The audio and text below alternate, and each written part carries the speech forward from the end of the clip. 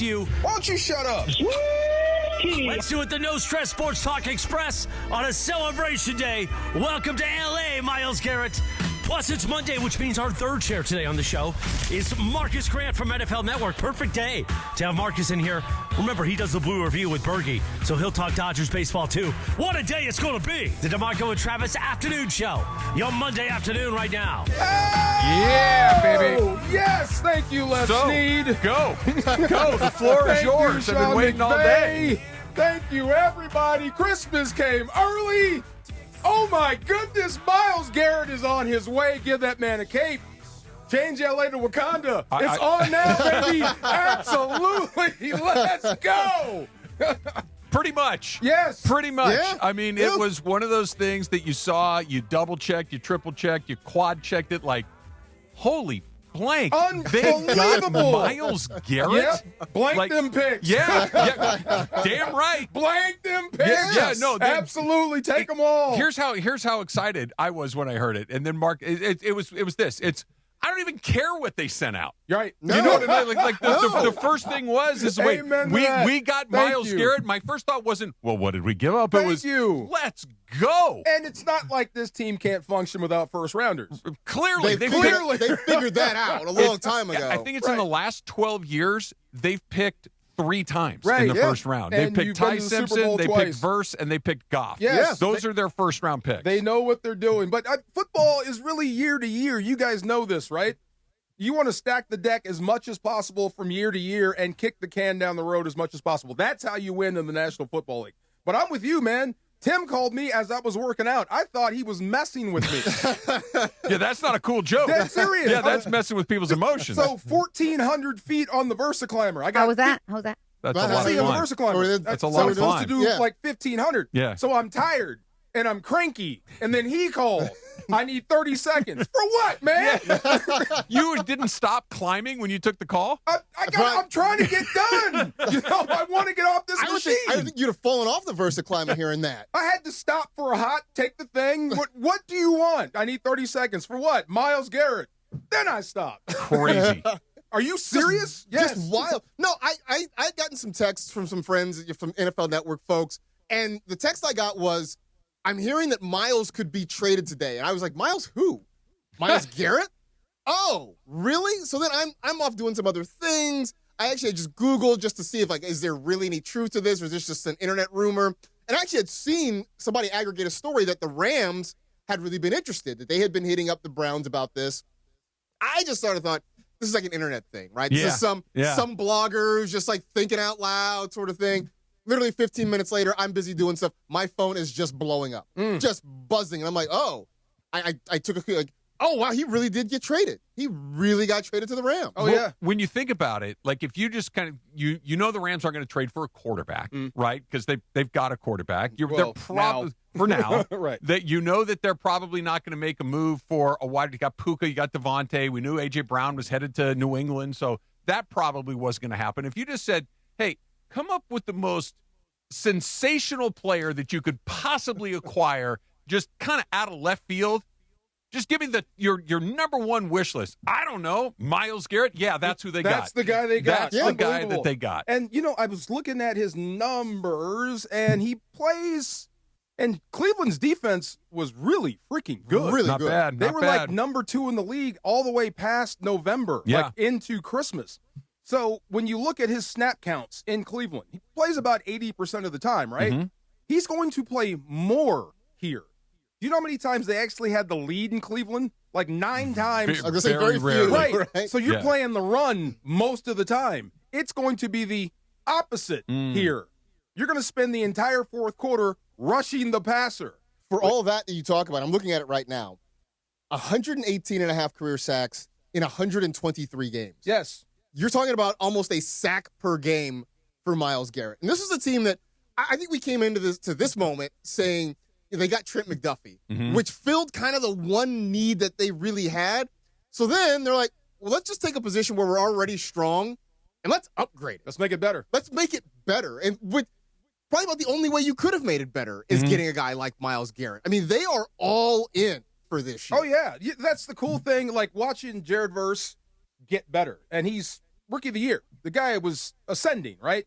But he's still learning. They're both still learning. They're both still young. So watching Myles Garrett not get fooled by stuff that would give them problems until they figured it out is amazing. Yeah. So you're getting the talent, the unblockableness of Myles Garrett, plus this. Yes. The guy can win you 4 or 5 games alone. Yeah.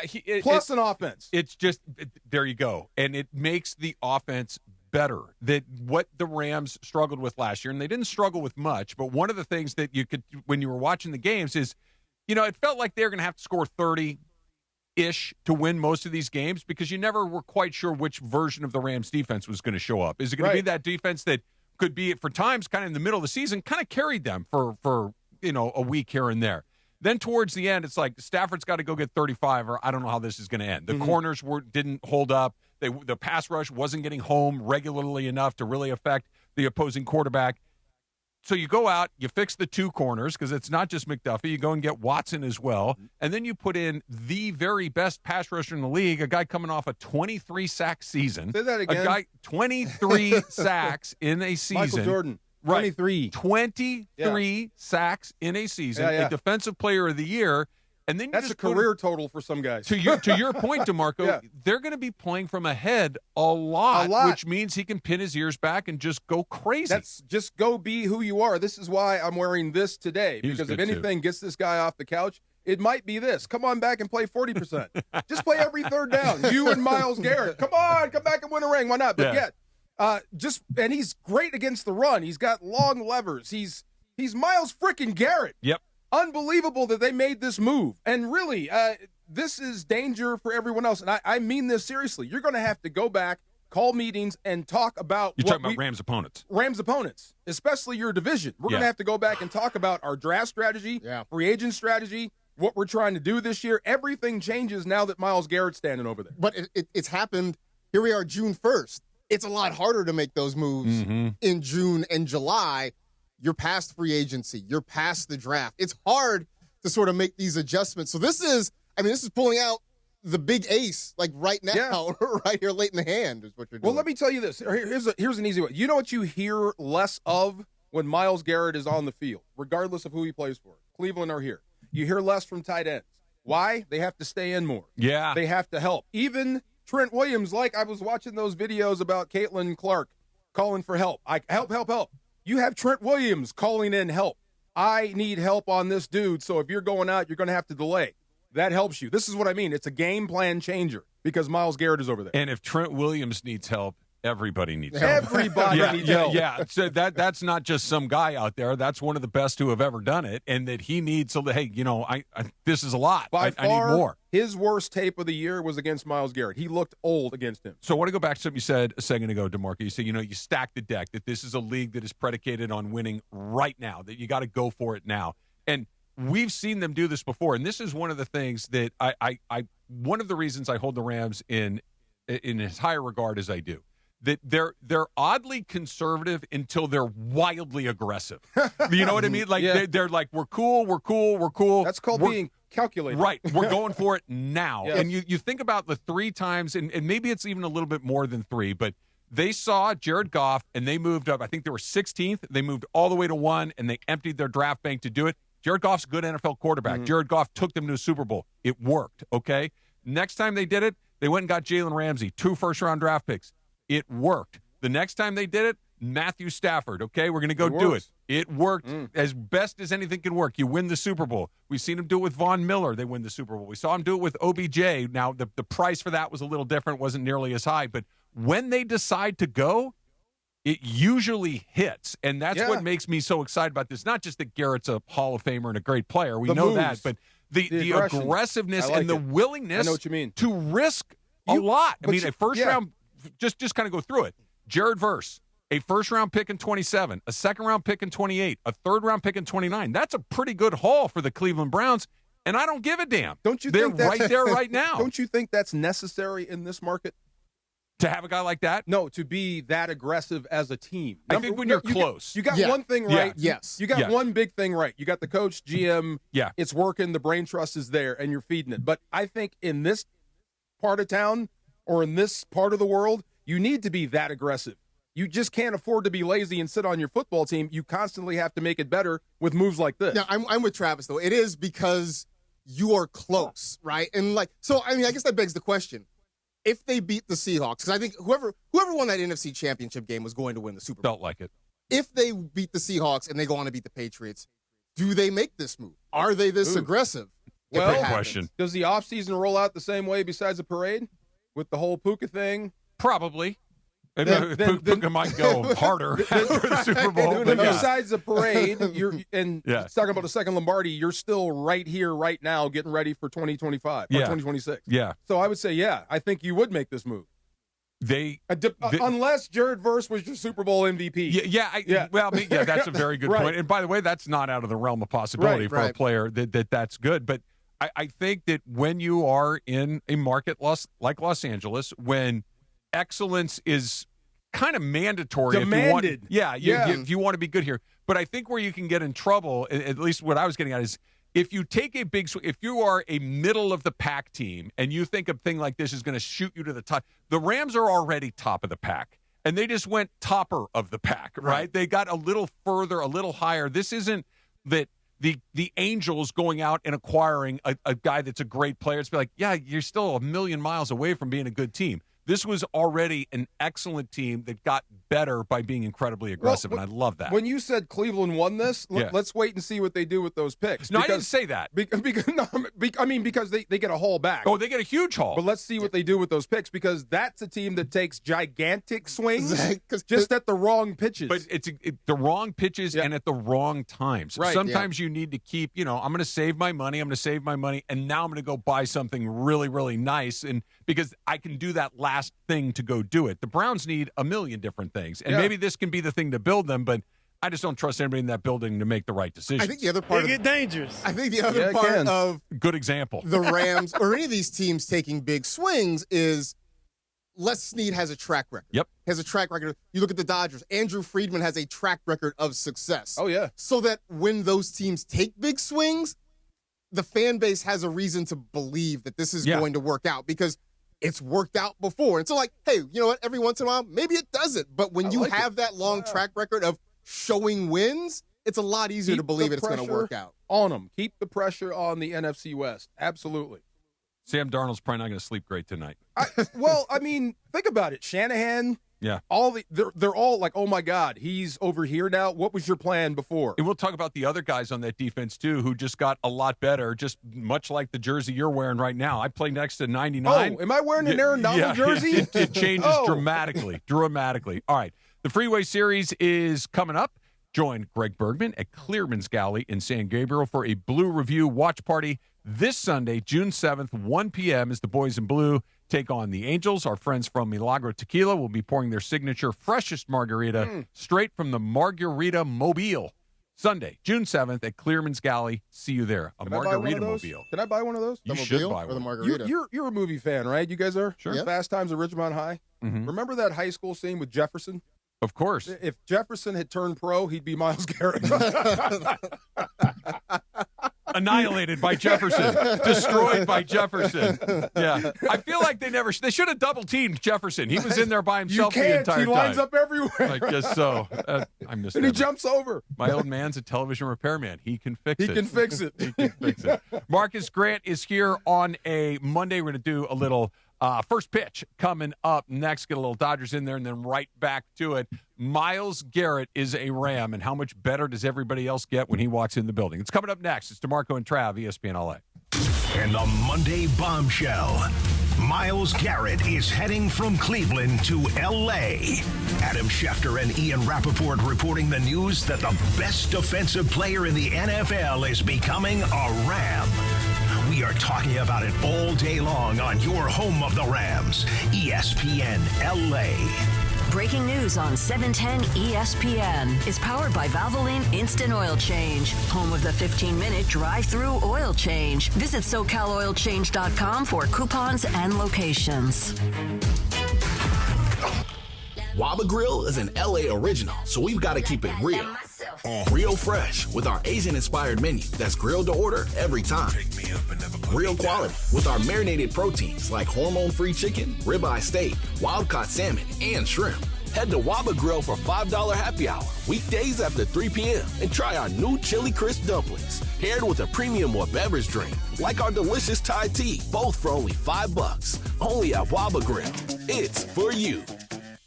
Hey guys, it's Sedano. Next time you're at my home away from home, LAX, look up. You'll see the future of travel in action. It's the all-electric Skylink train. It's now testing, and trust me, this is a game changer.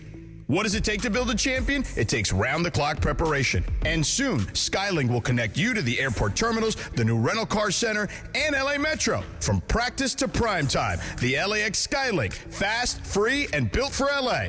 In testing now to help you skip the traffic later. Not sure what to do this week?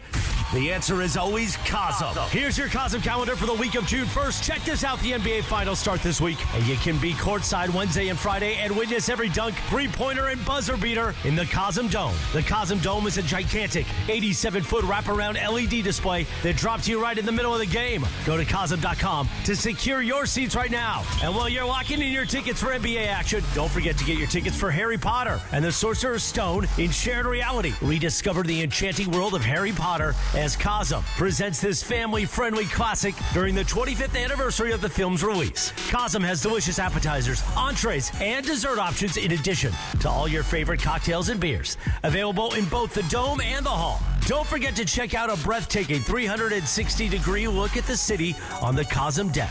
There's so much to see and do at Cosm. Visit Cosm.com and check out all the events for the next 7 days. And that's your Cosm calendar for this week. That's your Cosm calendar. My dad passed away unexpectedly. Of course, it was awful in every way, but we are very grateful that he had life insurance. So even after he was gone, he was still able to provide for us. And that's why I have life insurance for my family. Ethos.com.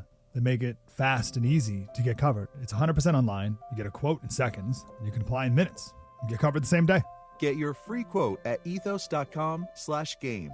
That's ethos.com/game. Paid spokesperson. Time spent on application may vary. Online health questions required. Rates may vary.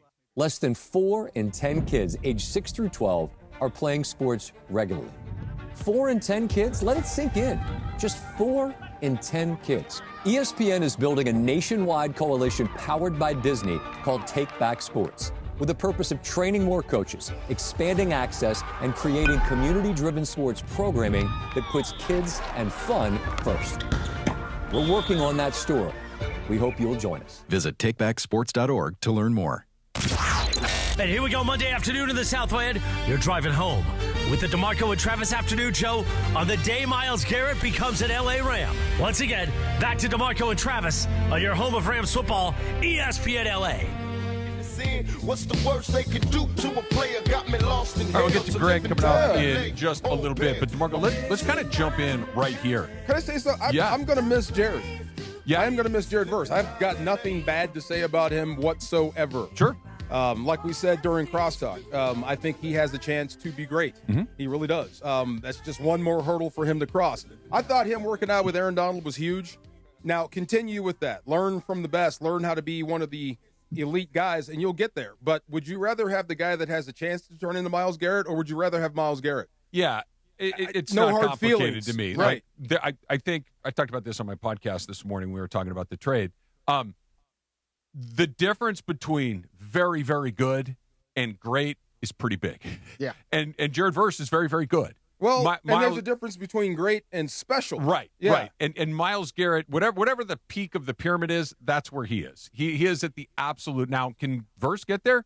Maybe. Yes. To get a player like Myles Garrett, you're going to have to give up some expensive stuff. You're going to have to give up a lot of draft picks. They did. They gave up 3. You're going to have to give up a really good player. Or pay him Jared a lot Verse. of money like Cleveland did. Yeah. No, read those numbers to me again. 118 sacks in 123 games. Yep, 118 and a half sacks, 123 games. See, so you'll get almost 1 a game. That's no fluke. This is a dude that puts his hand down for a living. He's beating tackles, not running backs and tight ends out of a 3-4. He is a real old-fashioned blindside rusher that destroys your football team.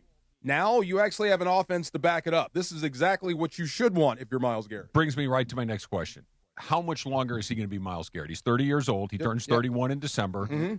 He's coming off arguably the best season of his career, 23 sacks last year, but his age starts with a 3. Yeah. So how much longer do you think that the Rams get this version of Myles Garrett? Is it 2 years, 3 years? What do you think? Okay, if he retired tomorrow, his videos would look similar to Aaron Donald's. Okay. Like, you can still do this if you really wanted to. Yeah. The only reason Aaron isn't playing is because he doesn't want to. He still can. Mhm. Myles Garrett's the same way. He's got a great injury history. There's almost none. He's been really durable. Weren't you in there when we were at the Laker game when he walked in the room? I was not, but you told me about it. Yeah.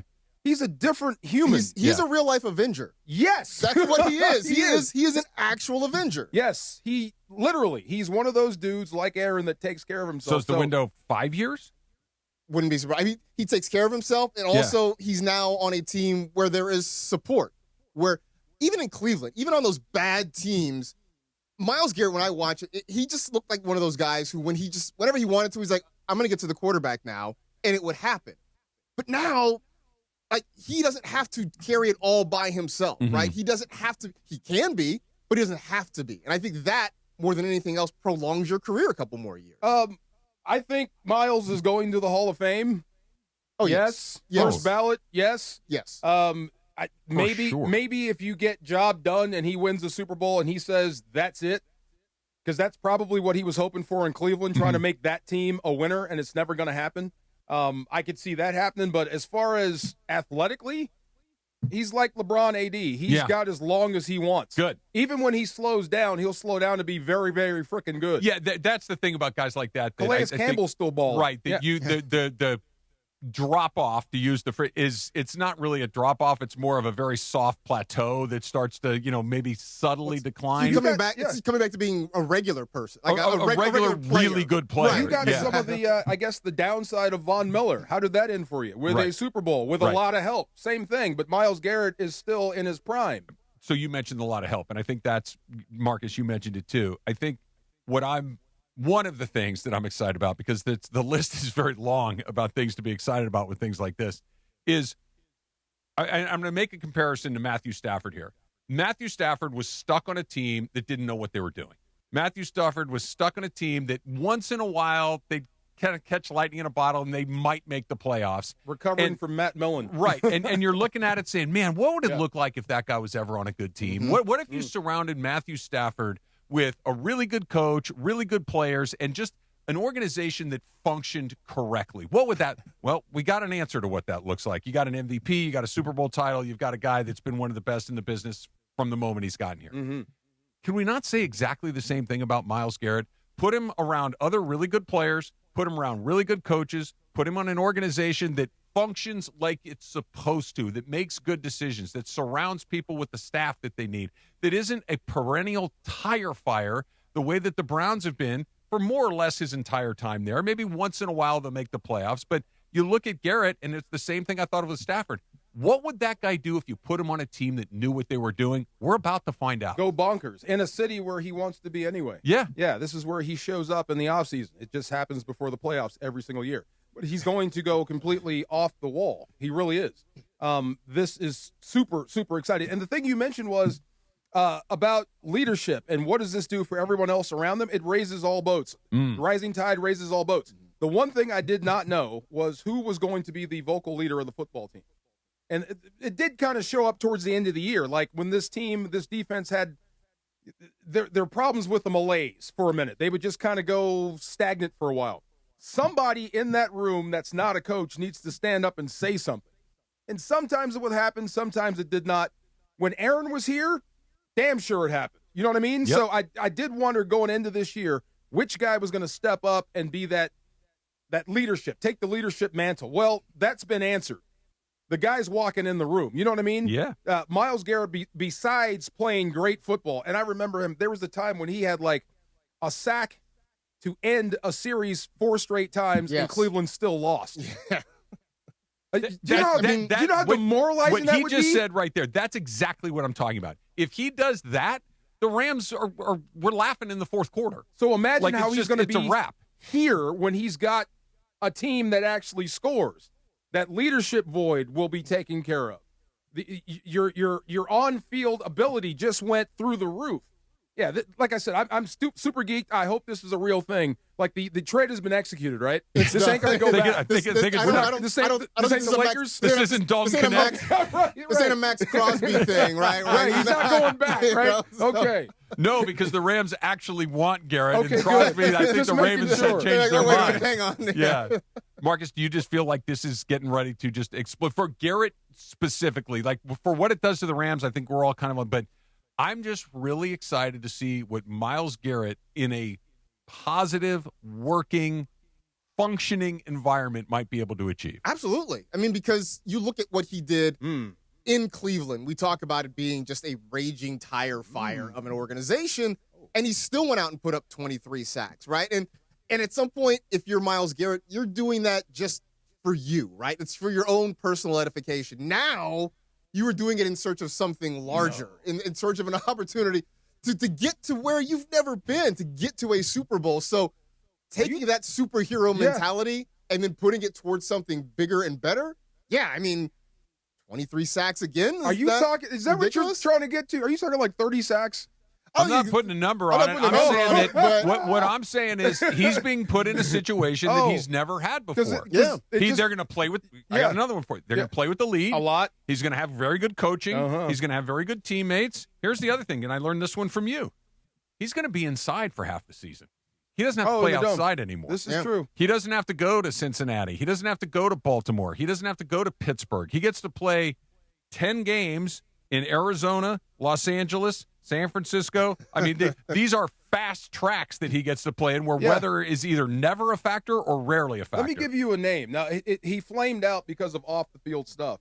But as far as impact when he got there and how dominant he was to the rest of the division, remember Alden Smith? Yeah. His first 2 seasons? Yeah. The dude was a factor in every single snap. Yeah. Now, ratchet that up times 10.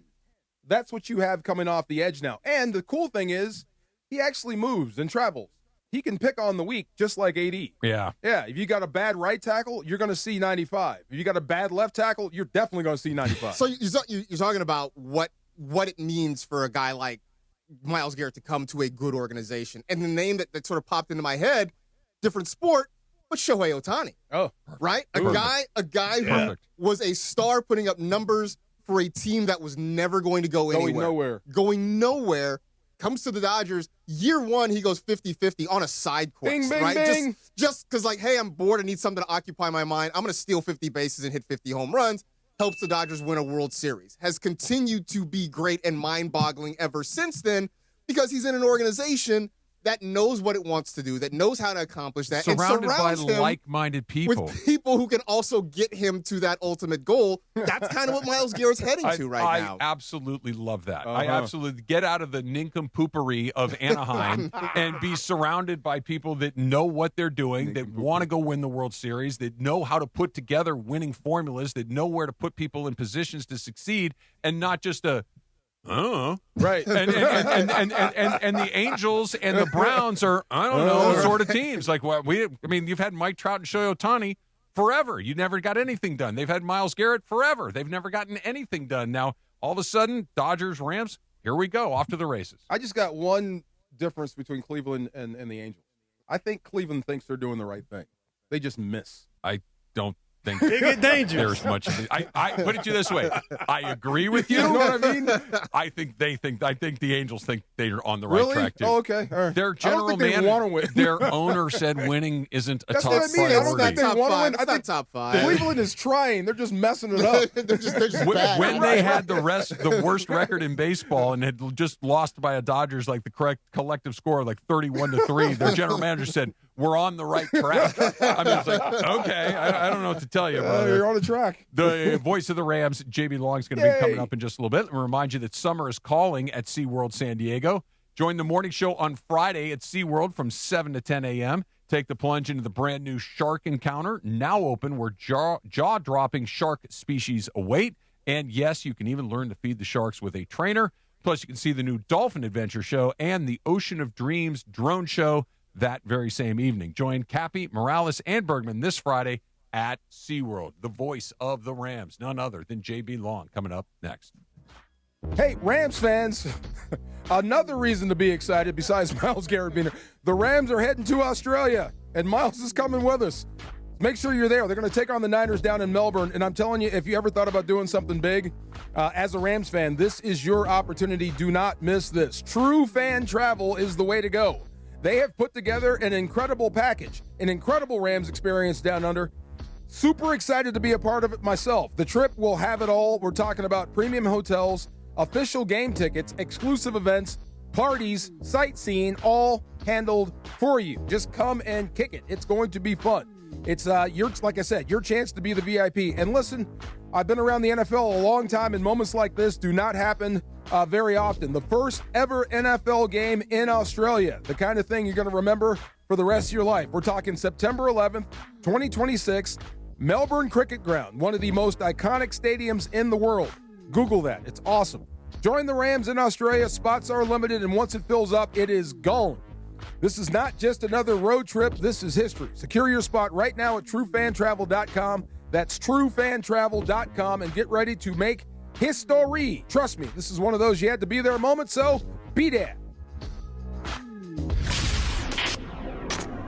Earlier this morning on the Sedano and Cap Morning Show, right here on ESPN LA, it wasn't even real yet. And Cappy and Sedano were talking about Myles Garrett as a Ram. Rumor about the Rams and Myles Garrett, too, that's been surfacing all of a sudden. I mean, I love how the Rams are involved in every rumor. Oh, it's fantastic. But isn't every LA team involved in every rumor? I'll tell you one thing, though.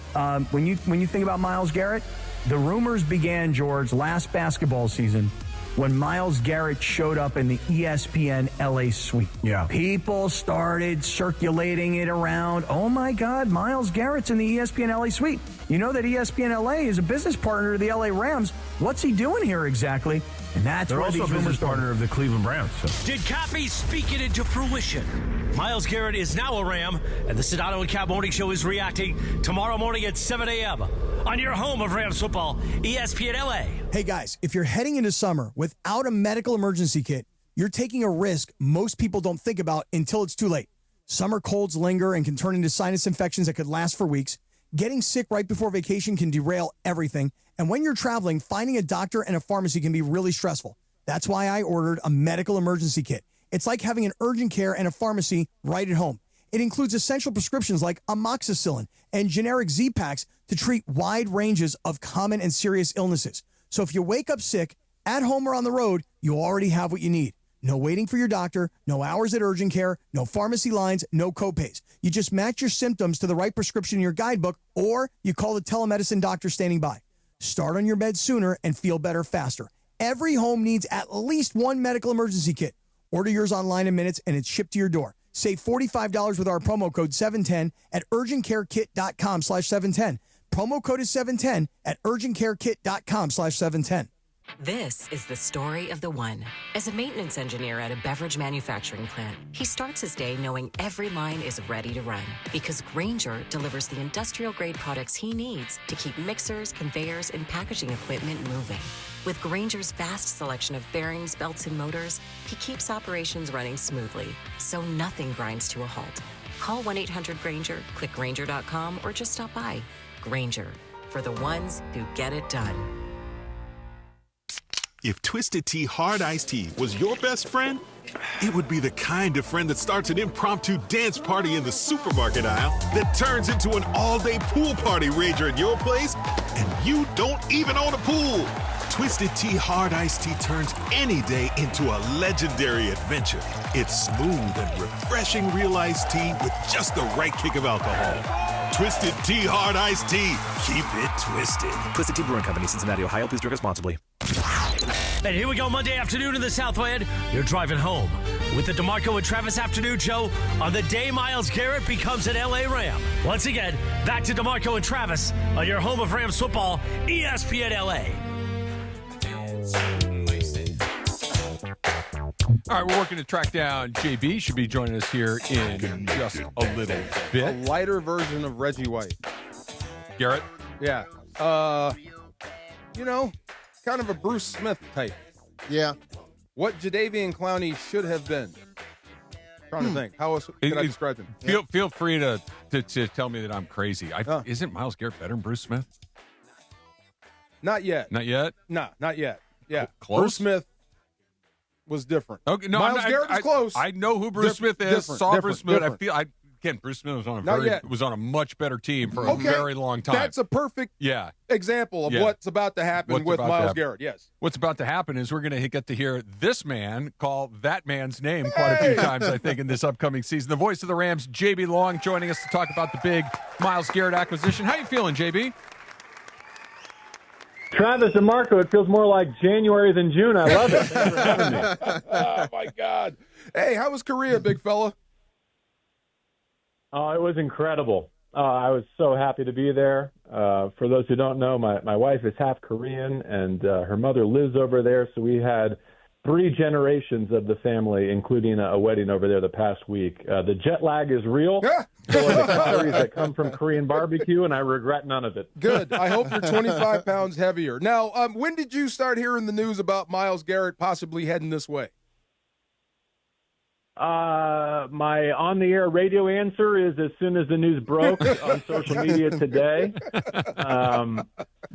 But if we go back in time, and look, I did not know this was coming. I think the Rams deserve a lot of credit for how closely they played this to the vest, and that goes all the way back to draft week and Ty Simpson. But if you are paying attention to the people who are closest to the Rams in this space, it felt like there was another shoe that was going to fall. It felt like there was another stepping stone to this process, and that just drafting Ty Simpson at 13 was not the end of the story. And sure enough, it took until June 1st, and I think this is a day that kind of becomes a bigger tentpole on the NFL calendar moving forward, as we saw with not just Myles, but AJ today as well. And I'll say one other thing. Again, I'm not in the know. I did not see this coming, but a very high-level Rams player mentioned that there was something coming down the pike potentially, and it raised my eyebrows, and I said, tell me more, and he said, I can't, but wait until June.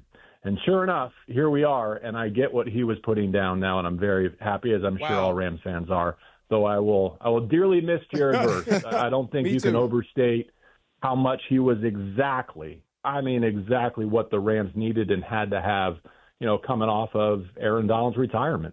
I was going to ask about that because obviously you have a chance to get a Myles Garrett. You don't pass that up. But how difficult do you think it was in the front office to have to say goodbye to a guy who's been as productive as Jared Verse? Oh, I think goodbyes are always hard, especially for someone who's come in and had 2 phenomenal debut seasons. And I think Cleveland is getting multiple first-round picks back because in reality, Jared Verse is like a 99th percentile first-round draft pick, not just where the Rams drafted him, but whatever pick that becomes for Cleveland next year. And it was the tenacity, it was the swagger, it was the trash talk, it was the effort on special teams. I'll never forget him blocking and returning that field goal in Atlanta from this past season, among other things. But, I saw just one snippet today that I think embodies what the Rams are doing by upgrading on the edge and at the margins. And that is Myles Garrett during his record-setting sack season last year had more sacks in a 4-week span than Jared had in 2 years. And that's no slight on Jared. It's only to put into context the difference maker that this man is. He could very well be the best player in football. He just happens to play on the defensive side of the football. And I'll tack on one more thing. I firmly believe that Puka Nacua was the offensive player of the year in the league last season. And so the Rams now have a roster with the reigning MVP, the reigning defensive player of the year, in my heart, the offensive player of the year, and Trent McDuffie, the highest paid corner in the league. Do with that what you will, but hopefully it's buy tickets to SoFi Stadium. And I'll just throw in JB as well. They've got Sean McVay on the sidelines too. And they were talking top line talent that they have. I'd put him in there as well. JB Long, the voice of the Rams, joining us right now. And we were talking about this a little bit earlier, and it reminds me so much of when they went and got Matthew Stafford and taking a player that we all knew was incredibly talented and had done some amazing things in this league, but was kind of lost in the shuffle, being in a bad organization at the time, not making the playoffs very often, and then all of a sudden Stafford comes to L.A., and all of the wonderful things he does is on display, and they go and win a Super Bowl. Could we be having the same conversation about Garrett? As much as we know about him, as great as he's been, by the end of this upcoming season, could we have taken this whole to an entirely new level because he's got an opportunity to do it in front of everybody? Trav, I think it's a good parallel, especially when you consider the years and the games that he's spent laboring in a team that often has a losing record and no chance of chasing a ring.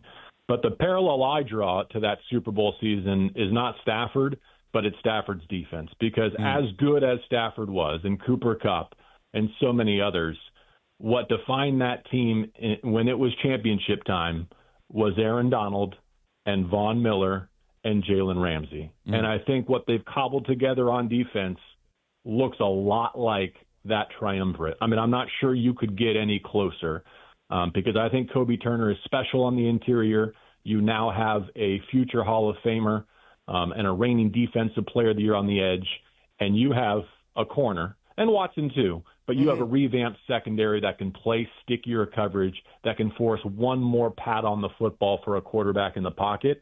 And let's hope that the results of all that are devastating for opposing teams and championship worthy here in Los Angeles. JB, it's been a wild 11 years. Can you see me right now? Is it possible for JB to see me? No? Yes? JB? I can't, but I have a mental picture that I think is pretty accurate. Oh, okay. Well, I just to let you know, I'm wearing an Aaron Donald jersey right now, just for fun. I just so happened. I was going to wear this anyway, but just in case, if Aaron decided to come back. Can you imagine if that happened? If old 99 decided to get up off the couch because he wants to go play with Myles Garrett? Can you imagine if that happened? I've been trying to imagine it since about 11 a.m. Pacific time, so thanks for getting me one step closer. That'd be awesome. I cannot wait to watch this guy go. Watching Jalen Ramsey up close, the best DB I've ever saw. Von Miller was everything as advertised. Even Bobby Wagner shepherded the defense through a rough season, but it was fun watching him go about his business. I cannot wait to see what Myles Garrett brings, not just on the field, but just in the hallways, on the practice field, how much of a leader he's going to be. I cannot wait to see the full Myles Garrett experience. I believe in the L.A. bump, and he doesn't need one. He's already at the S tier, but I think there's a long-running track record now of players coming to Los Angeles and giving their best and enjoying their best. You can start that list with Andrew Whitworth or Robert Woods, and you can keep going as long as we want, right? But I think Sean McVay's name deserves to be mentioned, and you guys did. I think Les Snead's name deserves to be mentioned. I think Tony Pasteur's and Kevin Demoff and their bold, daring, no reluctance to do what 31 other teams could never fashion doing, and then ultimately Stan Kroenke having the yes ready at seemingly every turn makes this all possible. There's a 2-year window that I think is attached to Stafford's recent contract extension that's as exciting as any as we've been a part of. And like you said, the decade behind us was a pretty exciting one. I can't wait to see what comes next. JB, I mean, a huge hypothetical here, but if they win the Super Bowl, do they make this move last year? That's a great question. Had they beaten the Seahawks in either one of those two late season games, and if they were the ones to have hoisted the Lombardi, would they be doing this right now? I would have to say no. It would be hard to imagine a parallel universe where that's the case. And that could be for any number of reasons, right? It could be Matthew Stafford taking his MVP trophy and his Super Bowl MVP and riding off into the sunset. But there is, I think, a burning desire that last year's NFC Championship loss left inside this organization, this sense of unfinished business, the sense that what they deserve they were unable to claim last year. And I think that motivates, that animates all sorts of moves, including McDuffie, including Ty Simpson, and certainly, as of today, including Myles Garrett. Yeah, JB, last one for me, and this kind of goes back to what Marcus was talking about, as a hypothetical, and what you mentioned as well, that the fact that the front office for the Ram has been as bold as they have been, has been as daring as they have been. Was this, and this kind of goes back to something you mentioned at the beginning too, where you heard, little whisper here or there. Do they take Ty Simpson if they don't think that they're going to be able to get this done? When the Simpson pick got done, everybody's kind of like head scratching a little bit. And then you think about it, it makes a little bit more sense. But now with this shoe dropping earlier today, does it make even more sense what they did with Ty Simpson?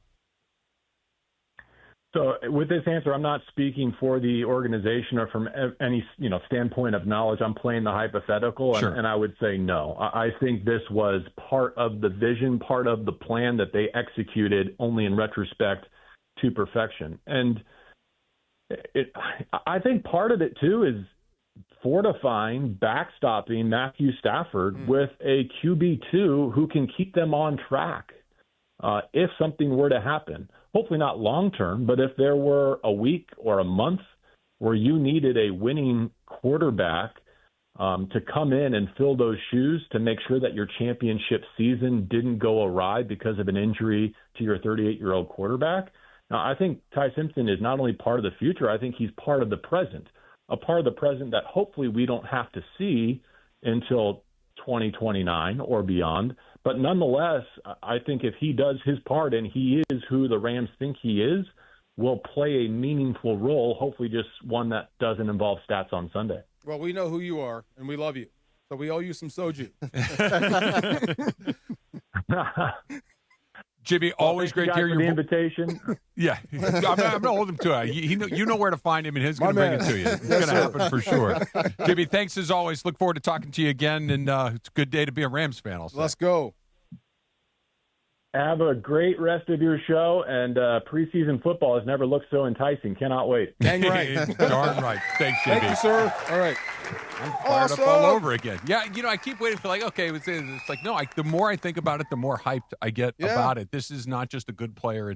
Like JB said, it might be the best player in the whole league. Did you hear the battle? See, we always have a battle, right? I only mentioned the defensive guys that showed up. I forgot about the offensive guys. I always forget about those guys, the Wits and the Rob Woods. Yeah, they were pretty good too, I guess. The Farr Side is coming up next. It's DeMarco and Travis, ESPN LA. The home of USC football, and now the home of The Rich Eisen Show. Weekdays 9 a.m. to noon, KSPN Los Angeles, a Good Karma Brands radio station. And the Monday Bombshell. Myles Garrett is heading from Cleveland to L.A. Adam Schefter and Ian Rappaport reporting the news that the best defensive player in the NFL is becoming a Ram. We are talking about it all day long on your home of the Rams, ESPN L.A. Breaking news on 710 ESPN is powered by Valvoline Instant Oil Change, home of the 15-minute drive-through oil change. Visit SoCalOilChange.com for coupons and locations. Longer days, warmer nights. It's the perfect time to get together at Lazy Dog Restaurant. Whether you're catching a game or just catching up, there's something for everyone. Handcrafted burgers, fresh salads, and shareable bites and small plates for the table. Pair it with cold draft beer, refreshing cocktails, and don't miss happy hour and late night happy hour throughout the week. Hang out on the patio, bring your crew, and stay a while. Lazy Dog Restaurant, locations across Southern California. LazyDogRestaurants.com. Hey guys, it's Sedano. Next time you're at my home away from home, LAX, look up. You'll see the future of travel in action. It's the all-electric Skylink train. It's now testing, and trust me, this is a game changer. What does it take to build a champion? It takes round-the-clock preparation. And soon, Skylink will connect you to the airport terminals, the new rental car center, and LA Metro. From practice to prime time, the LAX Skylink. Fast, free, and built for LA. In testing now to help you skip the traffic later.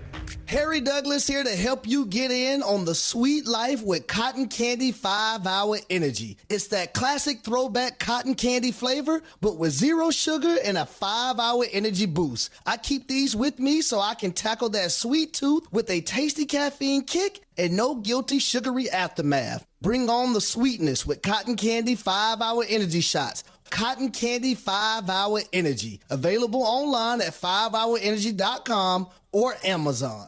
Okay, I have to tell you, I was just looking on eBay where I go for all kinds of things I love, and there it was. That hologram trading card. One of the rarest, the last one I needed for my set. Shiny like the... Designer handbag of my dreams. One of a kind. eBay had it, and now everyone's asking, ooh, where'd you get your... Windshield wipers. eBay has all the parts that fit my car. No more annoying... Just beautiful. Millions of finds, each with a story. eBay. Things people love. And it is the DeMarco and Travis Afternoon Show right here on ESPN LA. The Farr Side. And it's time for the Farr Side, presented by our friends at Highlands. The Farr Side. Weekday afternoons at 4 p.m. Time for the Farr Side with DeMarco Farr, right now on the Travis and DeMarco Afternoon Show on ESPN LA. You just answered the question I always wanted to know about pitchers. Which was? We were just looking up, and it's the softball game going on right now. Women's called World Series. World Series. I said the mound. It's the loneliest place in the world. And Travis goes. Not for everybody. It's not. It's not. You got to really like being the center of attention. I used to think as a player, 1 of 11, like, I wonder if anybody's looking at me. As a pitcher, it's a guarantee. Yeah, that's why when the shortstop throws it into the third row, you want to go over there and break his neck. You're like, what are you doing, dude? I did the hard. You know how hard it is to get these guys to miss this thing? So even when you're going, it's okay, dude, you're thinking I wasn't it's this okay. It's okay, dude. I was more of a now. If you'd taken a couple of hits away up the middle, then I'd give you a, this is okay, dude. But if you were continually launching the ball into the seats, we were probably going to sit on other ends of the dugout. That's true. When you see a guy, you and Chuck Knobloch wouldn't have gotten along too well. When Chucky and I would have been on opposite ends of the dugout. But if he's trying, but if you see a guy that's constantly making mistakes during the week in practice and he does it again in the game, same stupid stuff, you go crazy. Same with these edge guys, B. Young and Jared Verse.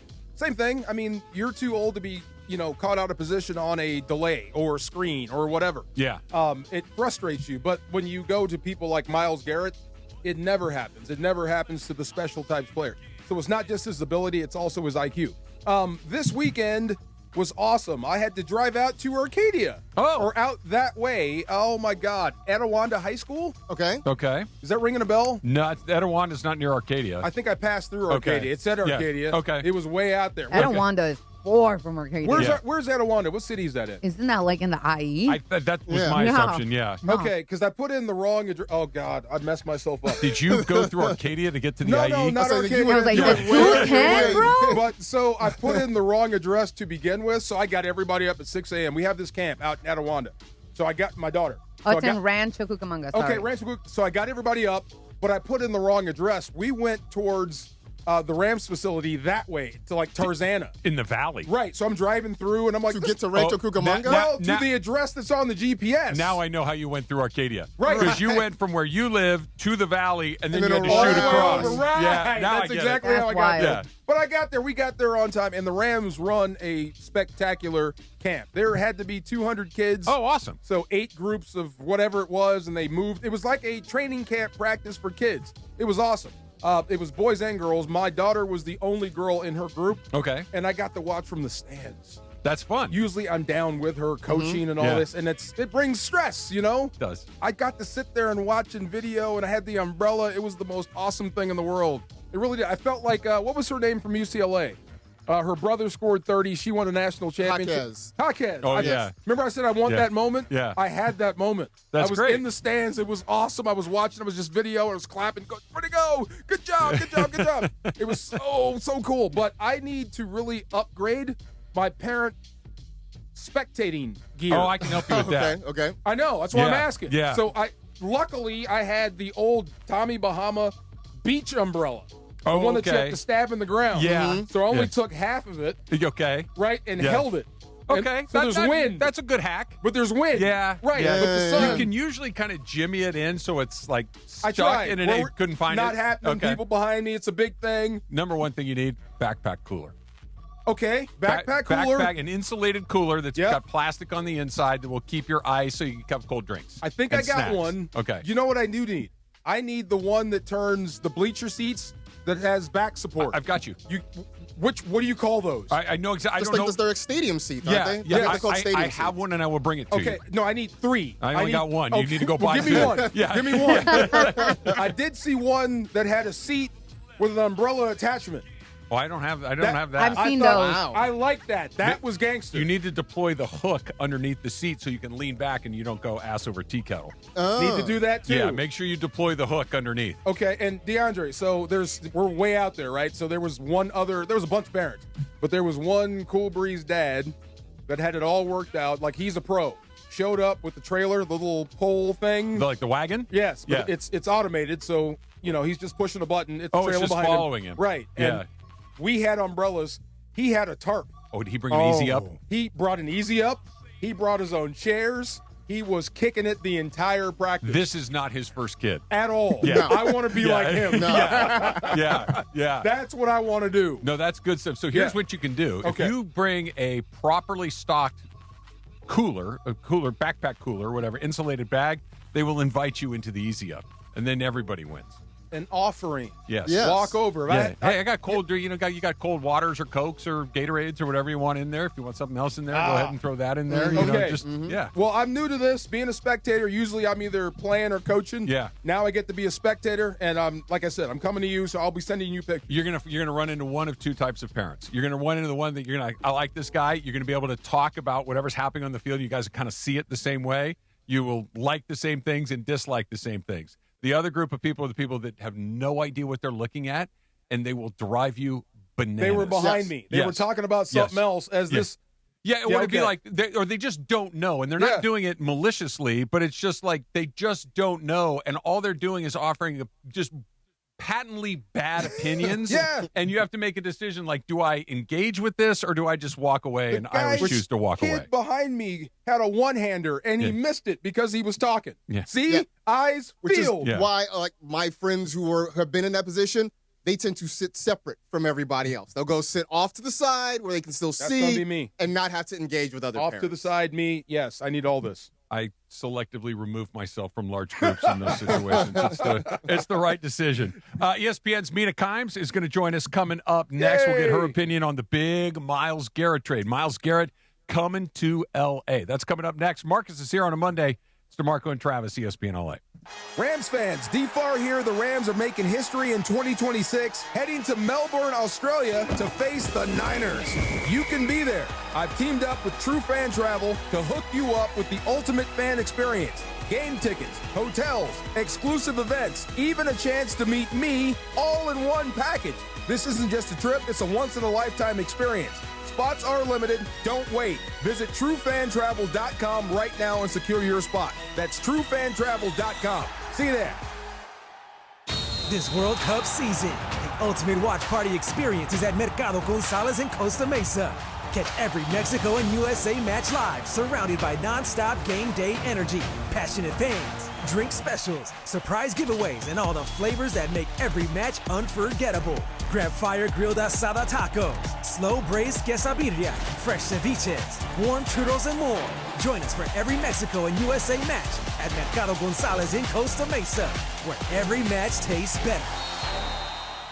Individuals and businesses with tax problems, listen carefully. Do you feel like you're losing control of your finances? If you owe over $10,000 in back taxes or have unfiled tax returns, we can help you take back control. The IRS is the largest and most aggressive collection agency in the world, and they can seize your bank accounts, garnish your paycheck, close your business, and file criminal charges. Take control of your tax problem now by calling the experts at U.S. Tax Shield and take advantage of the Fresh Start program and new laws that may allow us to negotiate a settlement for the lowest amount possible. Our team of tax attorneys and enrolled agents can stop collections and get you protected so you can take control of your financial future. U.S. Tax Shield offers a price protection guaranteed quote to get you protected today. U.S. Tax Shield is A+ rated with the Better Business Bureau, so call now. 800-687-5192. That's 800-687-5192. U.S. Tax Shield. 800-687-5192. It's DeMarco Farr and Travis Rodgers. You sleep naked? I do. Completely unencumbered. He likes to be free. Put it on the ball.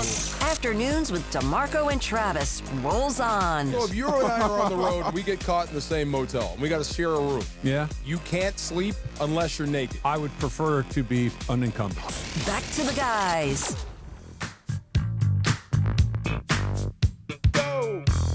All right, Myles Garrett is a Los Angeles Ram. Breaking news earlier this morning, and we're still kind of in celebration mode right now with Myles Garrett headed this way. Joining us right now to talk about the big acquisition, of course, is Mina Kimes from ESPN, I should say. Mina, thanks for coming on with us today. Hey, good to be here. What is up, Mina? How are you? Still recovering. Crazy NFL day. From Myles, big time. Shock blows me away. Unbelievable. I guess when you boil this down, how do you think this tilts the NFC West? Myles Garrett is now in this division on this football team. This was already, I think, the prohibitive Super Bowl favorite. And then they acquired the best player in football. It's certainly the best defensive player. I don't want to get too ahead of myself. So I guess to answer your question, it makes the rich even richer.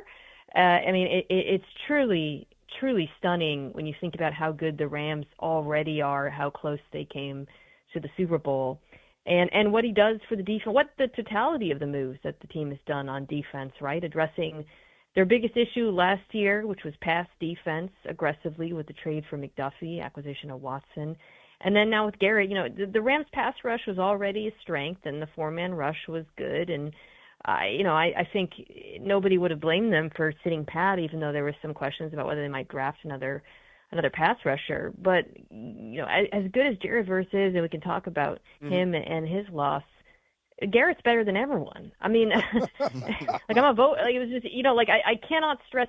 It's funny because you guys, I do use a lot of advanced stats, try to illustrate he's good at this, he's good at that. He's first in everything. It's not even worth trying to single out stat. He's just been so unbelievably dominant for years now. So yeah, it is a pretty exciting day for the Rams. When you see a move like this, the Rams going all in to get a guy like Myles Garrett, to get Myles Garrett, I should say, does this change the way you think about the Ty Simpson pick back in the draft? Not really. For a better word, because it's funny. I've seen both reactions. I've seen people say, "Well, this makes the Simpsons pick look even crazier." Simpson pick, pardon me. And then I've seen people say, "Well, they didn't need the 2027 pick because of the Simpsons pick." And truth be told, the 2027 pick is not going to be high. We know that, right? So with the number of teams who desperately need quarterbacks next year, as good as the draft is, I just candidly don't think the Rams were ever going to be in a position to get a quarterback in 2027, or at least one of the top quarterbacks, given for Arizona in their own division, the Browns, who obviously wanted that pick, and then the Jets. So I guess to go back to it, no, not really. I think the Simpson pick, to me, just felt like, I understand, a lot of conversation about the team and its timeline. It just seems to me like they like the player, and they like the player a bit more than the rest of the NFL, frankly. And whether or not that works out is something we, frankly, will not know for a while. ESPN's Mina Kimes joining us here on DeMarco and Travis. Marcus Grant here as well. Mina, like you mentioned, he's first in everything. So with that in mind, coming to a much better team with a much better offense where they're going to be playing with the lead, playing in the West Coast, playing in better weather, playing inside a number of times, could it be even better? I mean, I know there's nowhere to ascend from number one, but could he do things that maybe we even haven't seen him do yet? Yeah, I mentioned this on Live, and I'm going to talk about my pod this week, but I think Kobe Turner is one of the more underrated players in the entire NFL. And our advanced Metro City fan love him. They show he gets immediate pressure, he wins quickly, and I think and he can sing. Yeah, he's by all accounts an amazing leader. But I do think Myles is going to benefit from the rest of the defensive line. The Browns have had good players over the years, and they drafted Mason Graham, but this is another thing altogether, in my opinion, with L.A. So I do think, Myles gets chipped and double-teamed at, certainly chipped at the highest rate in football, and his presence will open up things for Byron Young as well, and some of the other players, Josiah Stewart, young guys. So everybody's going to benefit. Everybody's going to eat. And I will say, as much as I already like the Rams' defensive line, and I do think Verse is a really good, very complete edge, Garrett's unique in that he wins super quickly. And I think then when you take a step back and you look at the Rams' defense as a whole, and particularly the corners they acquired, They're going to see a lot more quick game this year, the same way the Browns have, right? With Myles Garrett than they have in the past. And I think getting corners who are such good tacklers, I've been thinking about this, McDuffie and Watson, it all kind of comes together in a really nice way that I think will create a dominant defensive unit. Whenever you become a GM, let me know. I'll coach your D-line. Just to let you know. Just love you. I love that. Everybody's going to eat. You mentioned those stats that he's number one in. Is there a favorite one that you like for Myles Garrett that stands out the most? Yeah. So I alluded to how he wins quickly. So Next Gen Stats measures get off, right? Yeah. Which is, you always see guys like Nick Bonito is a guy who wins really fast, right? Micah Parsons. Garrett's first last year, 0.7 seconds, okay? But what's so crazy about that is no one that large should have that get-off who gets off the ball so quick. It's almost like he teleports into the backfield. I don't know, like his movement abilities combined with his technical refinement and effort are just unreal at his size. He truly is an alien out there. And I'll add this. I was just looking at those get-off stats to see where the Rams ranked. And while the pass rush was good, no one inside the top 70. This is not a defensive line that won super fast, right? And you think about Verse, he won with power. But I do think that get-off is going to be a massive factor for the Rams defense. Oh, I think get-off is ultra important. Have you ever talked to Myles Garrett? I do wonder where this comes from because when you watch him on film, I mean, you can tell he loves it. You can tell he's great at it, but you can tell he wants to be great at it. I wonder where that comes from. Yeah, I talked to him. Actually, it's funny because I was thinking about this. I interviewed him at the Super Bowl in New Orleans when he did his trade request. And it was the first interview he did of the day because I'd known him for a little bit. And came on my show, and he's like, yeah, I want out. And then he signed the big contract. People thought, well, he was just full of it. And I was like, I don't know about that, guys. Like, I would sit on this one and wait and see because even if he's sticking around for a little bit, it doesn't mean necessarily he's going to stay, and obviously that bore out. But yeah, I mean, he is the total package, and we've seen plenty of guys with incredible athleticism, incredible speed, but to get to his level and win the way he does, especially for someone, you love pass rush so much, you also have to put in the work, and that's something that he clearly does too.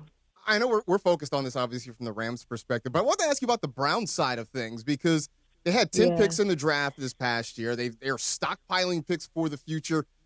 At least from where I look at it, it looks for the first time in a while like there seems to be a path forward for the Browns. What are you seeing there?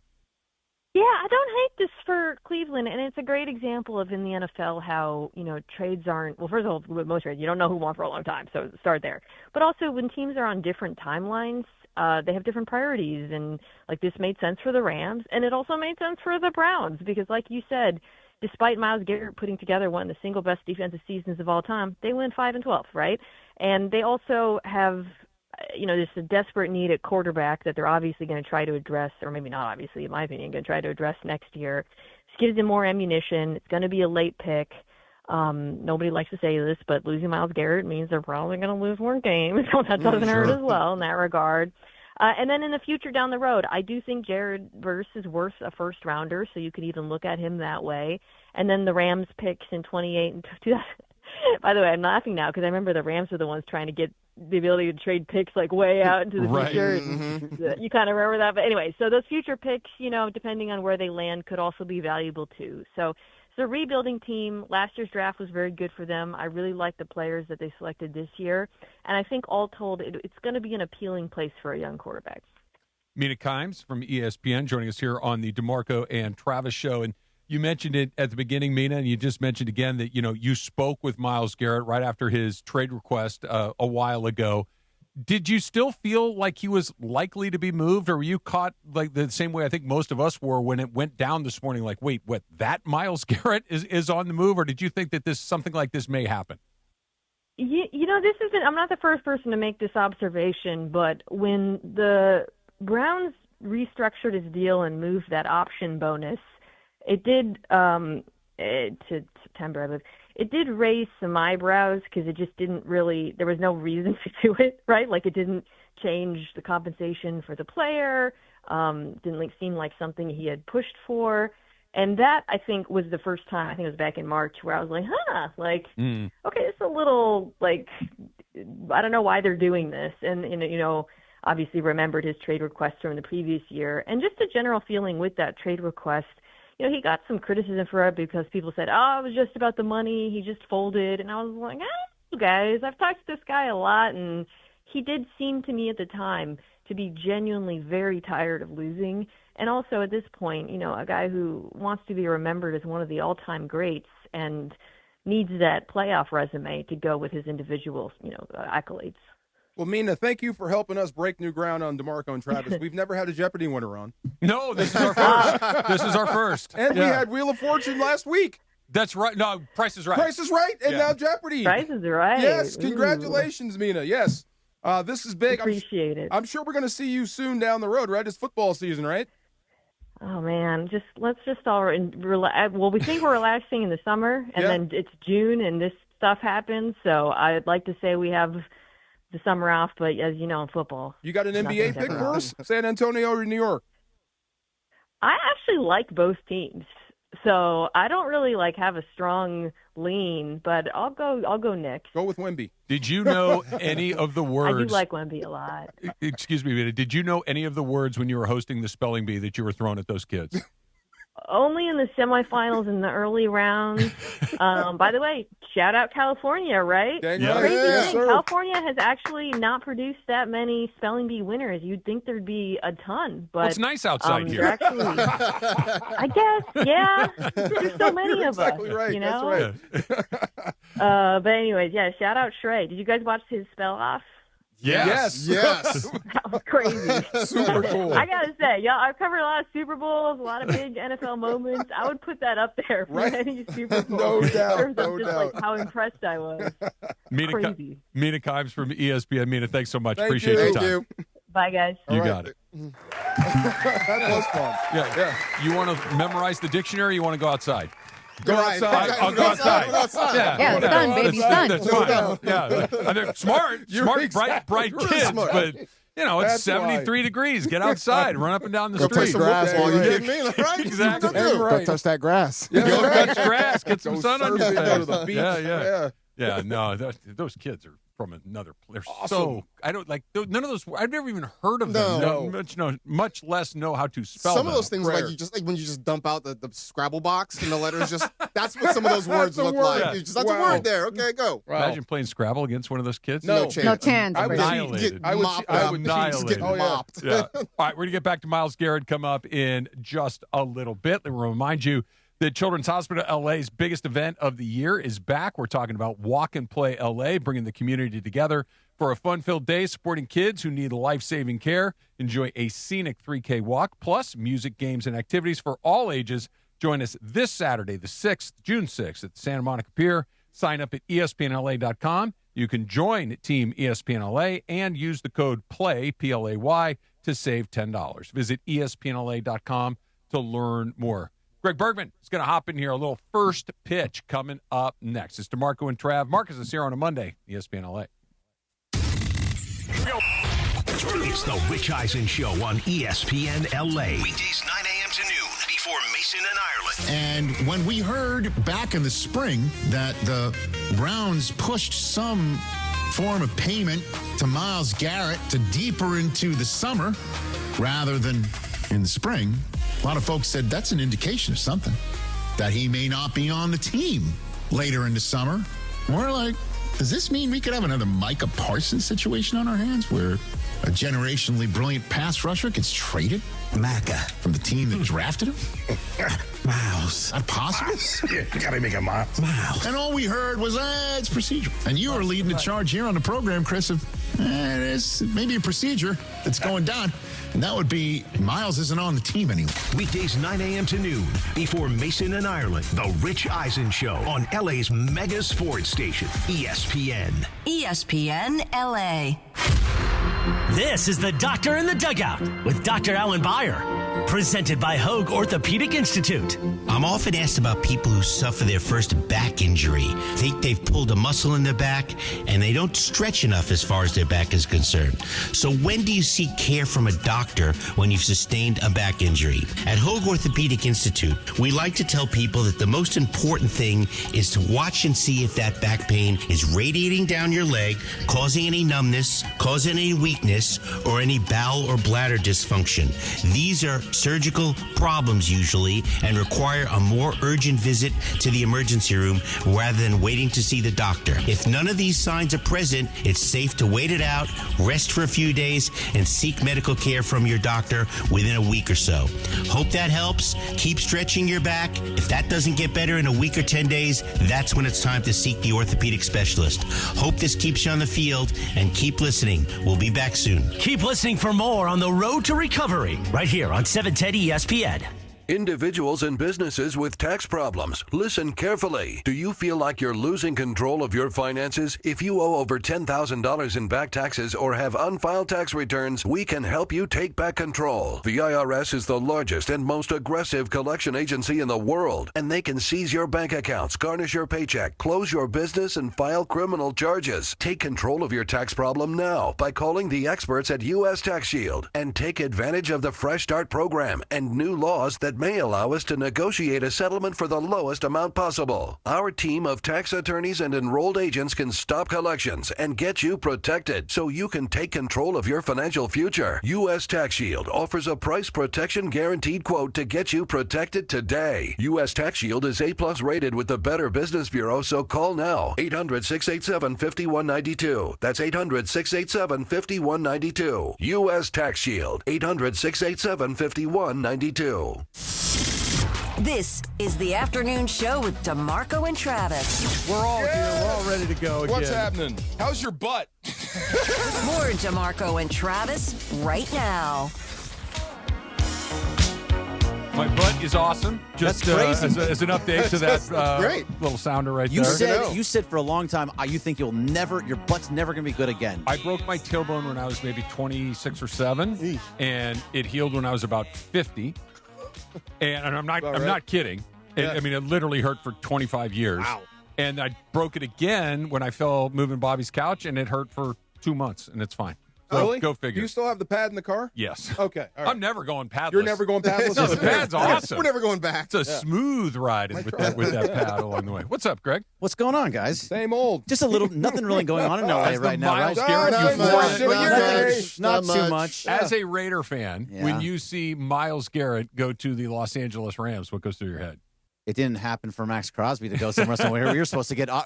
We were supposed to be the Browns in this situation, Right. the Raiders. We were supposed to be able to move Max Crosby, get a whole bunch of stuff, and be able to rebuild.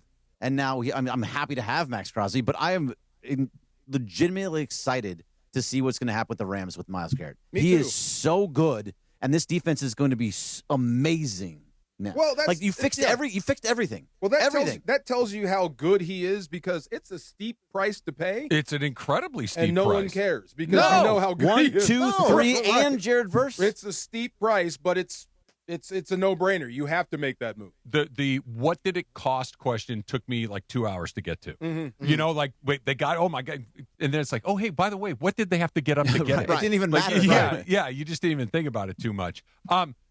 Dodgers win 2 out of 3 against Phillies over the weekend. They have won 14 of their last 17. They have won 5 series in a row, and this is what they do just about every single season. Well, they'll kind of spin their wheels. They'll look kind of stuck in the mud, flat, whatever you want to call it, and then all of a sudden you look up, it's like, wait, they won 22 games in a month?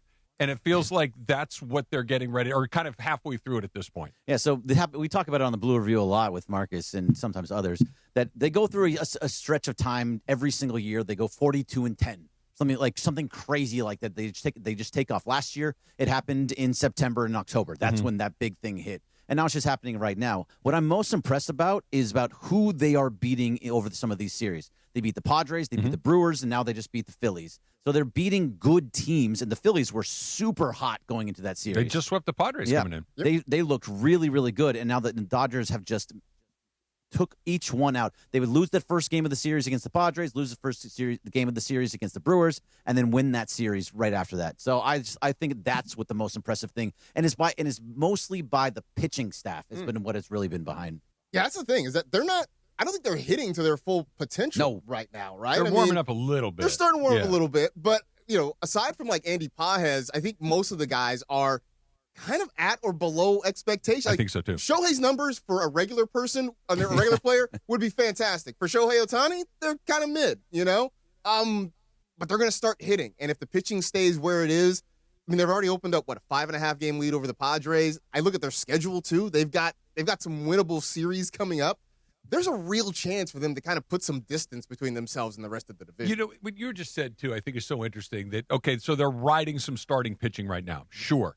This is why they're so daunting to when you look at them over the course of a season. Now, in a short series, we all know anything can happen. But okay, so your starting pitching is hot. You're gonna win no matter what. But if their starting pitching falters a little bit, you can still rely on an offense that has Freddie Freeman and Shohei Ohtani and Kyle Tucker and Will Smith and Max Muncy and go right on down the line. Andy Pages. If it's Andy Pages, if that's not happening, you've got a bench that is very deep and very, very good. Your bullpen is going to hold on to leads.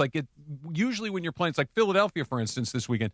Philadelphia has incredible starting pitching and pretty good bullpen. They don't hit a ton. So if you can kind of get to their pitching, you're probably going to win. The Dodgers don't have that entry point to try to find a way to beat them.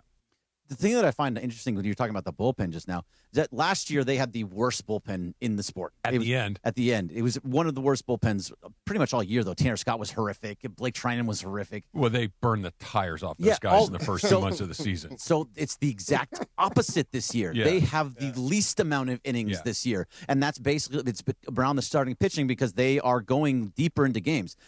Everybody's going 6 innings. Some are going 7 innings. They're all going over 100 pitches, which is weird for Doc because he doesn't normally let guys go over 100 pitches. But Yamamoto's pretty low stress 100 pitches for the most part. But they are because of what's going on. But Yamamoto's gone over 100 4 times, I believe. I think Shohei's gone over it. Glasnow went over it. Wrobleski's gone over it a couple of times.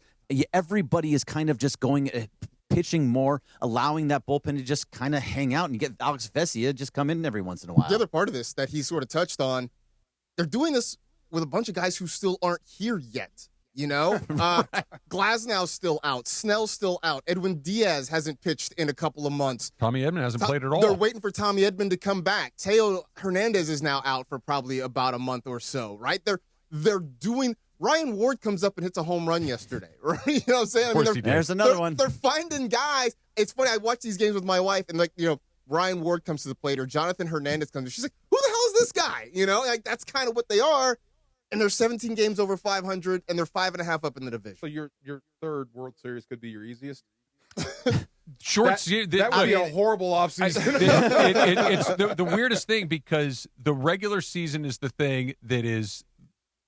You can kind of set your watch by how many games they're going to win. They're going to win about 100 games. If they overachieve, they might win 107 or 8. If they miss a little bit, they might win 96 or 7. But they're going to. But all of a sudden, you get into those short series, and it's like you have two bad nights in a row, and you're out. Yeah. And it happens that quick. So the playoffs are a little different. I want to go back to this, and I'm hoping that it works again. Is Mookie done? What are you talking about? The last time I brought this up, Mookie hit 2 home runs that same night. So I'm hoping it has the same. Say it again. He hasn't done anything since that night. He really Mookie, you stink. Yeah. So I look at it a little bit different. Over the last week, he's batting over 300. He's walking more than he was before. He's being more patient at the plate. He was hitting the ball hard. I know he had the 2 home run game, and then he had an 0 for 7 streak right after that. But after that, he had a couple. I think he had a 3-hit game on Saturday. He has been walking more. I think you're starting to see him come out in different ways a little bit from what I'm seeing from this weekend. His numbers are better than what they had looked like, but he is still struggling a little bit. But I think Mookie's starting to slowly come out of it. Leave it there. He still doesn't look scary to me. No, he doesn't look scary. And for a long time, other than Ohtani, Mookie was the one that could do damage. He was going to hit the ball hard. He could run. He could do all of these things. And now it's like you're kind of in wish casting mode when Mookie comes up, as opposed to get ready, here it comes. So we had the chance to talk to Oral Hershiser last week out in Chino, and he feels like it's coming. He feels like, obviously seeing Mookie do the work, put in the work, and watching him on a daily basis, Oral feels like something is about to break soon with him. I hope so. I mean, I think for him, being able to pull the ball, hit the ball to the left side, hit it in the air, that's kind of what he wants to do. He's rolling over on a lot of ground balls right now. But if he can start kind of making solid contact and starting to get a little bit of lift on it, hopefully, fingers crossed, we see the old Mookie Betts come back soon. Do you want him more to roll over and a ground ball to first base, or pop up over and over again? Because that's what it was. Pop up Mookie was a real At least he's putting the ball. At least you get a chance, right? Hitting it hard, because when it's a pop up, it's like 70 miles an hour off the bat. At least it's a little bit harder. I think the coolest thing is, like, when you were naming off like the hitters you have. It took a minute to get to Pajes, and he's having like the best year of all of them. Right? He's not their best player, but he's been their best player. Right. He's carrying them through this part of the season. Yeah, as much as they need to be carried. Right. And kind of going back to where we started with this, I think one of the interesting things about this group, and you mentioned it, Greg, that they dropped the opener in San Diego, and it's kind of like all right. Like there's no panic, and not that there should be, considering how many good players there are around there, but even when, about a month ago, when they were just kind of playing 500 or maybe even a little bit worse than that, it was just kind of guys, you want me to get upset about this? Because it's coming. Like, there's just no panic in that group. It starts with Dave, and when you got Freddie Freeman and Mookie and these guys, it's baseball. You're going to have a bad week here or there, but we're better than those guys, and we're going to beat them. Yeah, it's crazy because you mentioned Ryan Ward comes up and hit a home run, and Alex Freeland does the same thing. And then you have a guy like Alex Call who's just sitting in the back, just waiting back there. And every time he comes up, it seems like even a pinch hit. Oh, here's a little two-run shot that is just a teeny little flare that goes and just lands in between the three guys and 2-run scores, because that's just the type of guy he is. He's the guy that bat flips every time he walks. And I love that too. Love it. It's so good. He's got to do something, he only gets to play a couple of times a week. Yeah. I mean, and I think he's playing tonight against Arizona, but we know who screwed it up for everybody as far as like the calls and the Kikes and Haysong and Freeland. Pajes, that was supposed to be a rotating spot in center field, and he's just locked it down. Like he plays every day, and you don't rotate that spot. So the only rotating spot is second base. Everything else is kind of set in stone. It was before they'd rotate a little in left, they'd rotate at second, they'd rotate in center, and now there's just one spot that's up for grabs. Side note to all this, have you ever noticed like those balls in the gap in like left center field or right center field? When the left fielder or right fielder gets to it, Andy Pajes looks disappointed. He looks mad. Yeah. No, he looks upset. Like, dude, that's mine. That's supposed to You're be not mine. allowed to touch that. Right. I'm surprised he's not Kikeing guys in the regular season, just going over the top. I think that's why Kyle Tucker dropped that ball the other day. I think he heard the footsteps. It was like a safety coming over across the middle. I think Tucker heard the footsteps and dropped the ball. There was twice. There was a game was it over the weekend, maybe Friday, that twice Kyle Tucker was like kind of like coming right into each other. It's they're not on the same page all the time. I don't know if Kyle Tucker's on the same page as anybody. It's coming, Trey. It's coming. I think so. He's too good of a player for it not to going. become. And when he starts going, then you're like, oh, come here. We said like he just in a vacuum, he's their second best player. He has not been their second best player this year, but the talent is there. I needed a Roki update.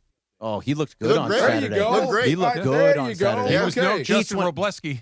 No, he looked fantastic. He sure did. Now we need Sheehan to look the exact same way tonight. Yeah, I'll take it. There you go. I'll take it. We got a little tip or no tip, and Stu Jackson's coming up. We're going to talk more about Myles Garrett on his way to Los Angeles. That's coming up next. Marco and Trav, ESPN LA. Lost in all the Myles Garrett stuff. Do not forget, coverage and content of the 2026 NBA playoffs on ESPN LA is presented by Pechanga Resort Casino. Our friends at Pechanga Resort Casino. Tune in to Game 1 of the NBA Finals this Wednesday, starting at 5:30 p.m. on ESPN LA 710 or the ESPN LA app in crystal clear digital audio. And you can play your perfect combination at Pechanga Resort Casino. Visit pechanga.com for more info. You never know what you're going to get when you wake up with Sedano and Cap. I'm okay being honest and not getting the adulation because generally my honesty turns out to be accuracy. So I'm okay with that. Could you say that line again? Generally, my honesty turns into accuracy. Your honesty turns into accuracy. It's the morning show with Sedano and Cap. Weekdays starting at 7 a.m. on ESPN LA. This World Cup season, the ultimate watch party experience is at Mercado Gonzalez in Costa Mesa. Catch every Mexico and USA match live, surrounded by non-stop game day energy, passionate fans, drink specials, surprise giveaways, and all the flavors that make every match unforgettable. Grab fire-grilled asada tacos, slow-braised quesadilla, fresh ceviches, warm churros, and more. Join us for every Mexico and USA match at Mercado Gonzalez in Costa Mesa, where every match tastes better. ESPN LA is hitting the road. Tune in Friday, June 5th to Sedano and Cap as we broadcast live from SeaWorld San Diego. We'll take a look at the all-new shark encounter that is now open, then check out Dolphin Adventures and soak in all the summer energy, including live concerts with artists like Soulja Boy and more. Don't miss Sedano and Cap live Friday, June 5th from SeaWorld San Diego on ESPN LA. SeaWorld San Diego, open your world to something amazing. Every 40 seconds, a child is reported missing. That's 2,000 children every single day. It's a heart-wrenching reality that we can no longer ignore. Find the Children is a non-profit organization dedicated to helping find missing kids. You can be a part of their mission by donating your unwanted vehicle, running or not. Call 1-800-294-0222. We guarantee that you will receive the maximum tax deduction. We provide fast, free pickup with 24-hour response. Call 1-800-294-0222. Find the Children provides crucial resources to help find missing children and educational materials to teach kids how to recognize and avoid predators. Our recovery programs have a proven track record of reuniting kids with their families. It's time to act. Donate your unwanted or unused car. Help us build a world where every child is safe. Pick up the phone and call 1-800-294-0222. Together, we can bring these kids home safely. This advertisement was paid for in partnership with Cars R Us and Find the Children. You're hanging out with the Rams Super Bowl champ and Sweet Tea. Feeling awesome. Yes. What's up? Afternoons with DeMarco and Travis rolls on. Guys, what the heck is going on out here? Back to the guys.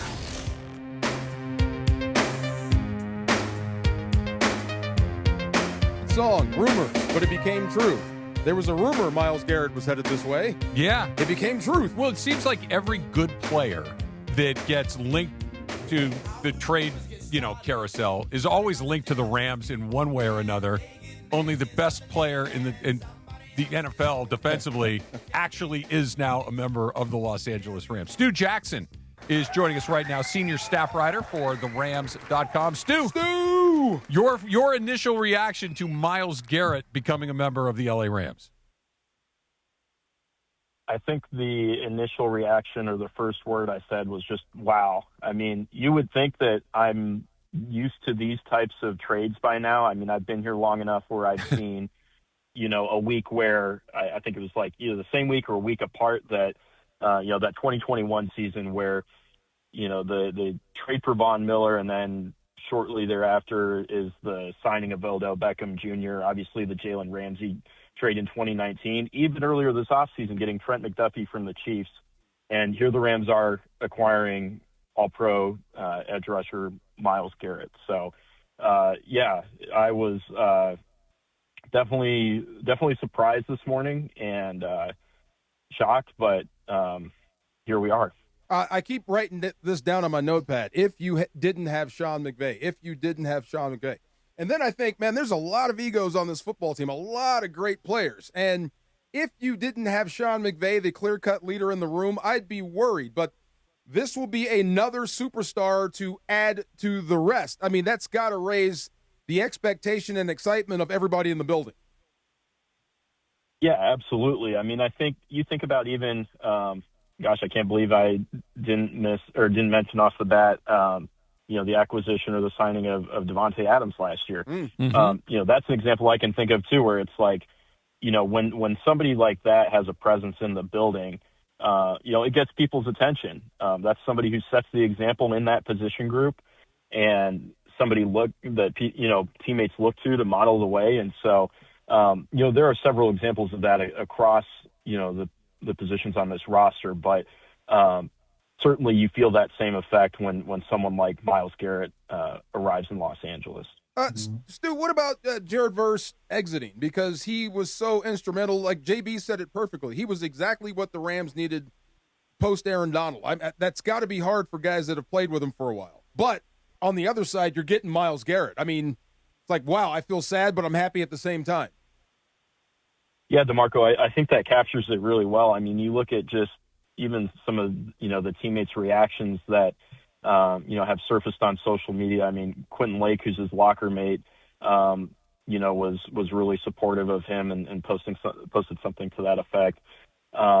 And he was really respected by, a lot of teammates. Like I said, it's evident just the way that people responded and reacted to this morning's news or this afternoon's news. And so, yeah, it's a difficult balance for sure. And it's something that, I'm sure is tough for, a lot of the teammates Jared's leaving behind right now. To your point, DeMarco, when you were talking about what JB had mentioned about him being perfect for what the post-Aaron Donald Rams needed, I mean, the thing I think about is just the attitude and the effort and the tenacity that he played his position with, and just how infectious that attitude was, to the rest of his teammates. I'm trying to remember what year it was. I think it was his rookie year, maybe against the Vikings in October. There was a game where I think it was Cam Curl goes down injured, and, a skull chant breaks out. The Vikings skull chant breaks out in the crowd. Yeah. And that upset Verse a ton, and that just motivated him to basically go off the rest of the game. And, that kind of attitude and energy is something that, DeMarco, as I'm sure teammates feed off of. And so, whether it was just, the way he played or the attitude that he carried himself with, like, I agree absolutely. Like, there were a lot of things to like about, what he brought to the Rams, even for just the, short amount of time that he was here. So with Jared Verse obviously now out of the picture, what does this mean for, say, like Young, Turner, those kind of guys? Does this make it more likely that the Rams lock these guys up for long term? Yeah, I mean, we'll see what it means in terms of, extension conversations and things like that. But, I do think it, reflects more on just, look, this is a team that is focused on the now and the present. I mean, they, obviously they took care of Stafford and they gave him an extension. Obviously that's not one of the young players you mentioned, but, all the moves that have been made have been with an eye toward, really the upcoming season and maximizing this roster as much as possible around the reigning MVP. And, everybody thought that was seemingly already taken care of with, again, the arrival of guys like Trent McDuffie and Jalen Watson earlier this year. But now you add, Myles Garrett into the mix, and it's just nuts. Stu Jackson is the senior staff writer for the Rams.com. And Stu, the Rams' odds to win the Super Bowl go from, plus 800 to plus 600. So that's a major shift with just one guy along the way. But what do you think it does just from a schematic standpoint inside the NFC West, where all of a sudden the Niners, the Seahawks, and I guess we'll throw the Cardinals in there too. Like, how does it change what they go about doing, try to get ready for the team that was probably already the team to beat, as weird as that sounds with the defending Super Bowl champ in the division, but now you just added the best defensive player in the league? Is it strange to say you're dusting off the game plans from when Aaron Donald was a Ram? Probably. And trying to learn whatever those slide protections were that you implemented every time you played Aaron Donald, like that's probably, I would imagine, like what you're going to be trying to do again, because that's just how good Myles Garrett is and how much attention he'll command. I mean, it's going to be a situation where, again, similar to AD, like he's going to be creating one-on-ones for, all those guys, lining up alongside him, opposite him on that defensive front. And so, the two words of the off season and during game week, I think, will be slide protection. No. You guys ever heard of a lookout block? Yeah. Look out! Look out! He's loose! and Stu, I'm proud of you. You went a whole segment and didn't tell us that you went to Indiana. Yeah, you were the first one to bring it up. I know. I was waiting on you. Congratulations again. But Stu, thanks. This is going to be fun. I cannot wait to see this guy up close and personal. We stand on the sidelines and we follow each other around and we watch practice. We love it. we get to see Myles Garrett up close and personal. How lucky are we, Stu? Oh, I feel extremely fortunate and blessed. I mean, even just the first OTA practice where he's going to be on the field can't come soon enough. So, yeah, I'm looking forward to those and looking forward to doing that again here with you soon, DeMarco. My man, now get in the weight room. Yes, sir. That wasn't a question. That was an order. Thanks, Stu. Appreciate you. We have this thing on the road, like who gets to the hotel gym first. Oh, is he a weight room guy? Oh, yeah, always. Okay. Yeah, every time like I get there first, I wait on him, and you know, same thing, like, silver medal again, that stuff. What he just said, I think, is when he comes out of that locker room for the first time wearing a Rams uniform. Oh, it's going to be insane. Right, it's going to be like, wait, it's going to look like Photoshop in real life. Like you just that's not even he's not supposed to be wearing that uniform. Stafford still does that to me. Yeah, a little bit. He's been here how many years now? This will be 6. 6 years, and it's still. Yeah. I'm like, I cannot believe you're here. Yeah, I cannot. And the same thing with Myles Garrett. Von Miller did that. I cannot believe you're here. You mentioned that with Stafford. Do you guys think that if they make another Super Bowl, win another Super Bowl, that when you think of Matthew Stafford first, the first thought that pops in your mind is the Rams? I told you the other week, I'm leaving the door open as far as him joining the elites of quarterback. The inner circle. Inner circle. So, yeah, you put another one up there. Yeah. When you close your eyes, all you're going to see is horns on his helmet. Yeah. Because that Detroit thing was like Ohtani. It was something that happened that you kind of forgot about. Yeah. Yeah, I think so. I think if they win another Super Bowl, I think for sure he's a Ram, without a doubt. Yeah. Statue. Let's just go win the Super Bowl then. How Figure about it out from there. We'll continue to break it down. Myles Garrett is coming to Los Angeles. Next up, Ian Rappaport, right around the corner. DeMarco and Travis, ESPN LA. Hey, you can play your perfect combination at Pechanga Resort Casino, Southern California's premier resort casino experience. You don't have to be stuck in traffic. You can be at the best casino resort in Southern California in less than 1 hour. Pechanga gives guests all the amenities they expect of a world-class resort. It feels like a home away from home. Like you're not even here. Exceptional entertainment, dining, spa, golf, and let's not forget round-the-clock gaming excitement. The casino floor, it is massive, super huge. There's 1,100 hotel rooms and suites there, so they got you covered. Bachelor, bachelorette parties, the whole 9. The spa, I love it. The golf course, we love it. 20 bars and restaurants, everybody loves it. It makes Pechanga Resort Casino one of the largest resort casinos in the country. So come see why readers of Newsweek and USA Today have voted Pechanga the best casino outside of Las Vegas. That is super high praise. So whether your idea of entertainment is kicking it poolside or putting a bet on blackjack or slot machines, Pechanga Resort Casino is waiting for you right now. Visit Pechanga.com or call this number, 888-PECHANGA. That's 888-PECHANGA to book a reservation or for more info. Also, follow them on Instagram at Pechanga Casino for up-to-the-minute news and information. See you at the pool. Earlier this morning on the Sedano and Cap Morning Show, right here on ESPN LA, it wasn't even real yet. And Cappy and Sedano were talking about Myles Garrett as a Ram. Rumor about the Rams and Myles Garrett, too. Mm-hmm. That's been surfacing all of a sudden. I mean, I love how the Rams are involved in every rumor. Oh, it's fantastic. But isn't every LA team involved in every rumor? I'll tell you one thing, though. When you think about Myles Garrett, the rumors began, George, last basketball season when Myles Garrett showed up in the ESPN LA suite. Yeah. People started circulating it around. Oh, my God, Myles Garrett's in the ESPN LA suite. You know that ESPN LA is a business partner of the LA Rams. What's he doing here exactly? And that's They're where also these a business rumors partner of the Cleveland Browns. So. Did Cappy speak it into fruition? Myles Garrett is now a Ram, and the Sedano and Cap Morning Show is reacting tomorrow morning at 7 a.m. on your home of Rams football, ESPN LA. Right now, there's a real demand for experienced brick and block layers. You can earn up to $55.10 an hour, plus full family health care, dental, vision, a pension, and annual pay increases. This isn't just a job, it's a future. Work on high-profile projects like OC Vibe, sports stadiums, and schools you'll be proud to say you built. Join the International Union of Bricklayers and Allied Craftsmen Local 4. Call 626-739-5600 or visit BAC4CA.org. Become a part of the best hands in the business. Prizes, flyaways, even cash money. You want it? We've got it. Find a list of all contests and official rules by visiting ESPNLAcontests.com. That's ESPNLAcontests.com. 710 ESPN, your home for the 17-time world champion Lakers. KSPN Los Angeles, a good karma brands radio station.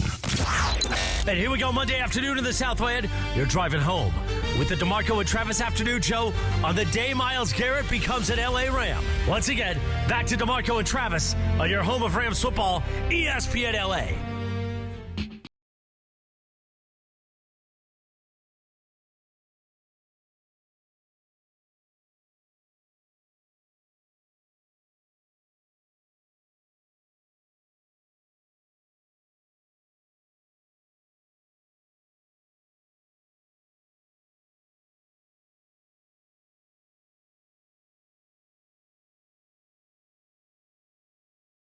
National Insider for NFL Network, joining us right now. Ian, thanks for coming on with us. Appreciate your time. No problem. What's going on, guys? Hanging in there, man. Didn't we just talk earlier? I think we did. Yeah, did. I feel like we did. Your interview just aired on the show. You did a great job, actually. Thank you for joining us. So geeked, and you said the same thing that he just said about what the Rams gave up. It's a ginormous haul to get a very, very good, a great player, a special player, but am I looking at this wrong? Am I intoxicated? Should I be looking at the picks more of what the Rams are giving up versus the player they're getting? Well, I mean, it depends. If you want great superstar players in their prime, best defensive player in the NFL, probably a top 5 overall football player in the NFL, are you willing to give up what it costs?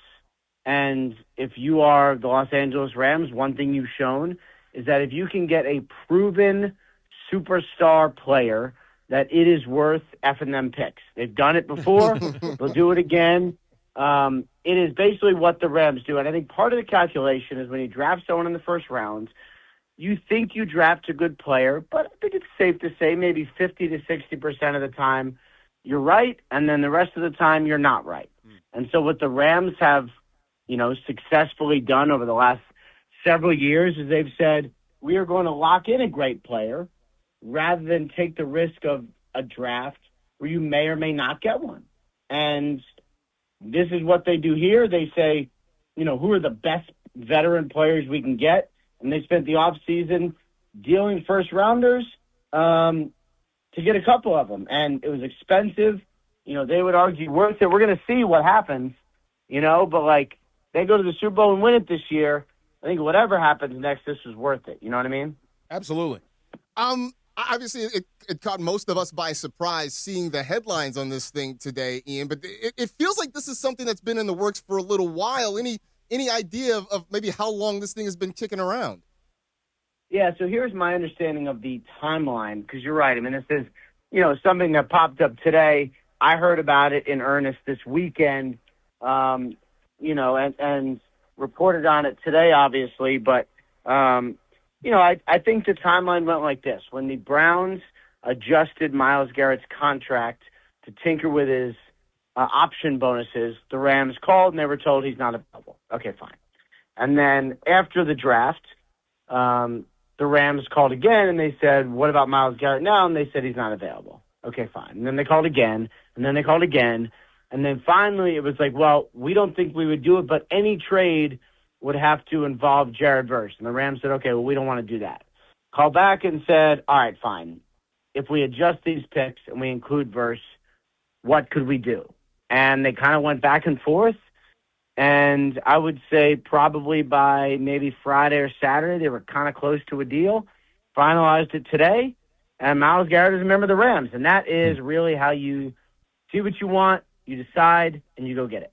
Ian Rappaport, National Insider for NFL Network, joining us here on DeMarco and Travis. And Ian, with that in mind, and maybe you answered it with what you just said, but, when Luka Doncic showed up here with the Lakers a couple of years ago, it was, Nico Harrison got barbecued for not shopping that around. Was there, once the Browns at least had made that mental leap of, hey, maybe we don't want to, but maybe we will. Were the Rams the only team calling, or did they just not want to shop it around at all? Because I would imagine a bidding war for Myles Garrett might get pretty crazy. Well, but that's sort of not really what it's about. Now, I don't know, the Luka Doncic thing. That's sort of not my world, and I'm not really an expert in that. But I would just say, this wasn't really about shopping it around and going to get, the best offer.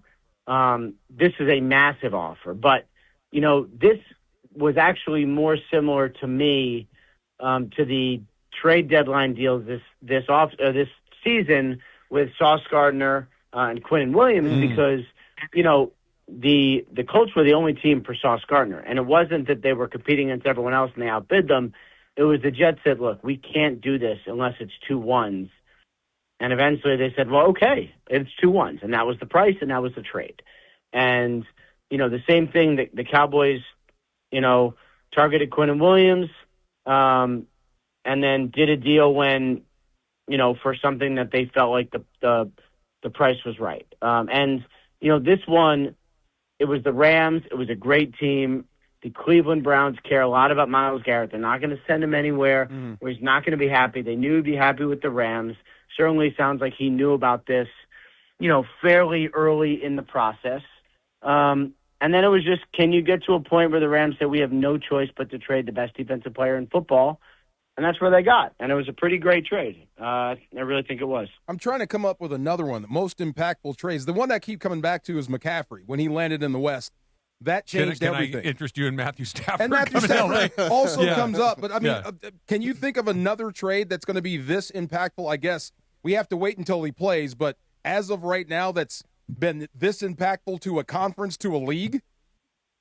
Yeah, the Micah Parsons deal, last year, right before the season, this one had some similarities. Kenny Clark went in that deal, and part of the reason it happened was because the Cowboys were like, we need a stud, interior defensive lineman. Let's start there and start with a great team where he'd want to go. Okay, the Packers make sense. Okay, would they be willing? Okay, they would. All right, maybe we should start talking. That was some similarities, and I think Micah Parsons, when he was healthy, legitimately changed that Packers defense and made it great for, the 11 games that he played. Unfortunate injury changed things, but that happens in the NFL. I would expect this to be similar or more because you have a great defense and you're adding a great player. It's like, are the Rams, not a lot of teams are dominant in the NFL, certainly not in that division. Are the Rams going to be dominant? Maybe. They're Matthew Stafford stays healthy. They are really, really good. I think this could have, significant impact. Going back to the Browns, Jared Verse leaving Los Angeles, going back to Cleveland, they're getting more draft picks.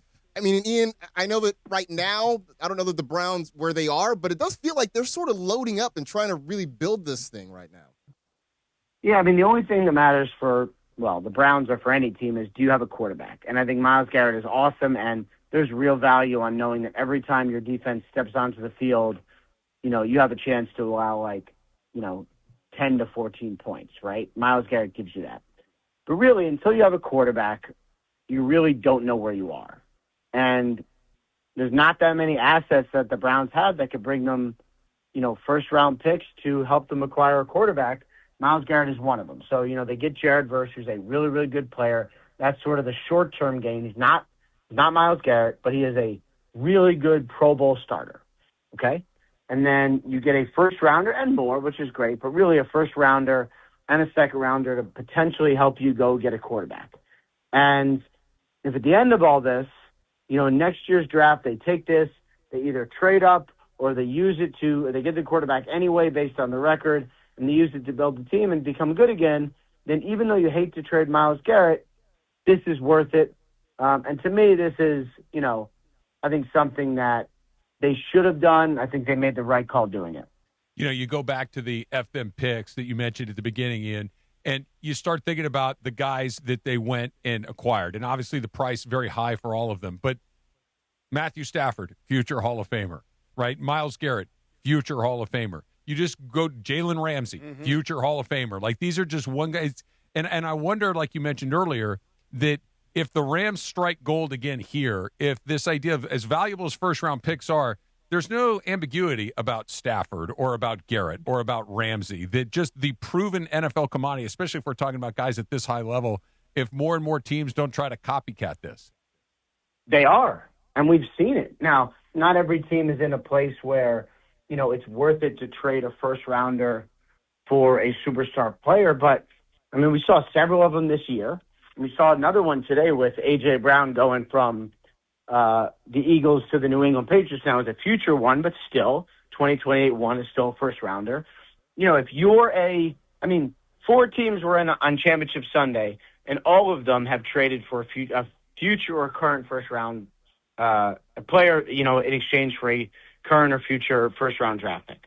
So if you're a team that goes all in and you say, I could get a great player with a big salary, and obviously that is part of the calculation, instead of like the 28th overall pick or something like that, for some teams, not a lot of them, but some teams, that's worth it. And I thought certainly this was worth it for the Rams. It's funny. It's not that I care. It's a secondary thing, but I wonder how this is going over in Cleveland. Myles Garrett is so important there. He's so beloved. And I wonder with the haul they're getting, if they get it right this time. Well, they need to. And again, if this helps them find a quarterback, then this is worth it. And if it doesn't, then it's not worth it. But you could also say, like, where was this team otherwise? Like, could they win 7 games this year? I think they could. Could they win 8 games? Maybe.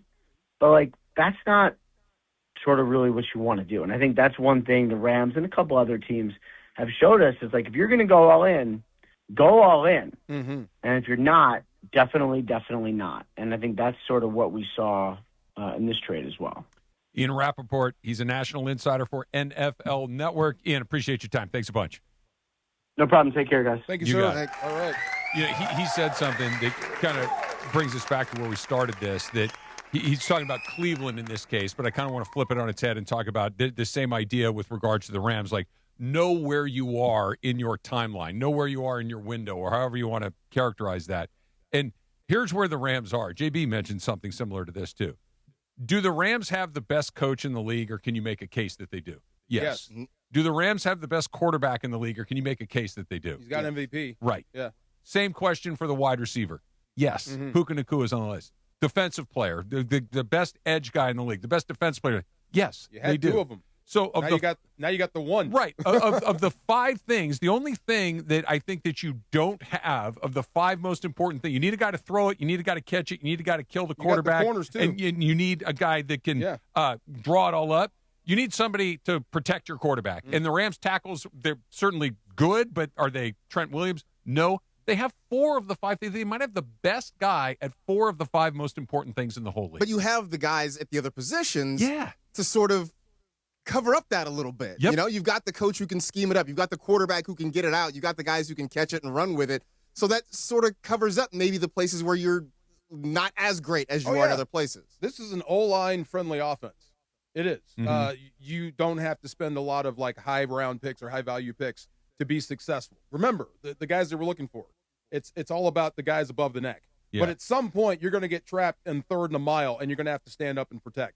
So I'm with you there. But you've got enough talent, you've got enough stuff other places to overcome that. I agree with that 100%. So we're gonna so with that being said, with I've been offense, waiting for you to pop in. I'm just Hold on, saying, let me face you, Eagles fan. There you go. DeMarco's shoulders went back. He's When feeling I good. said AD was coming back, he was like, I hope not.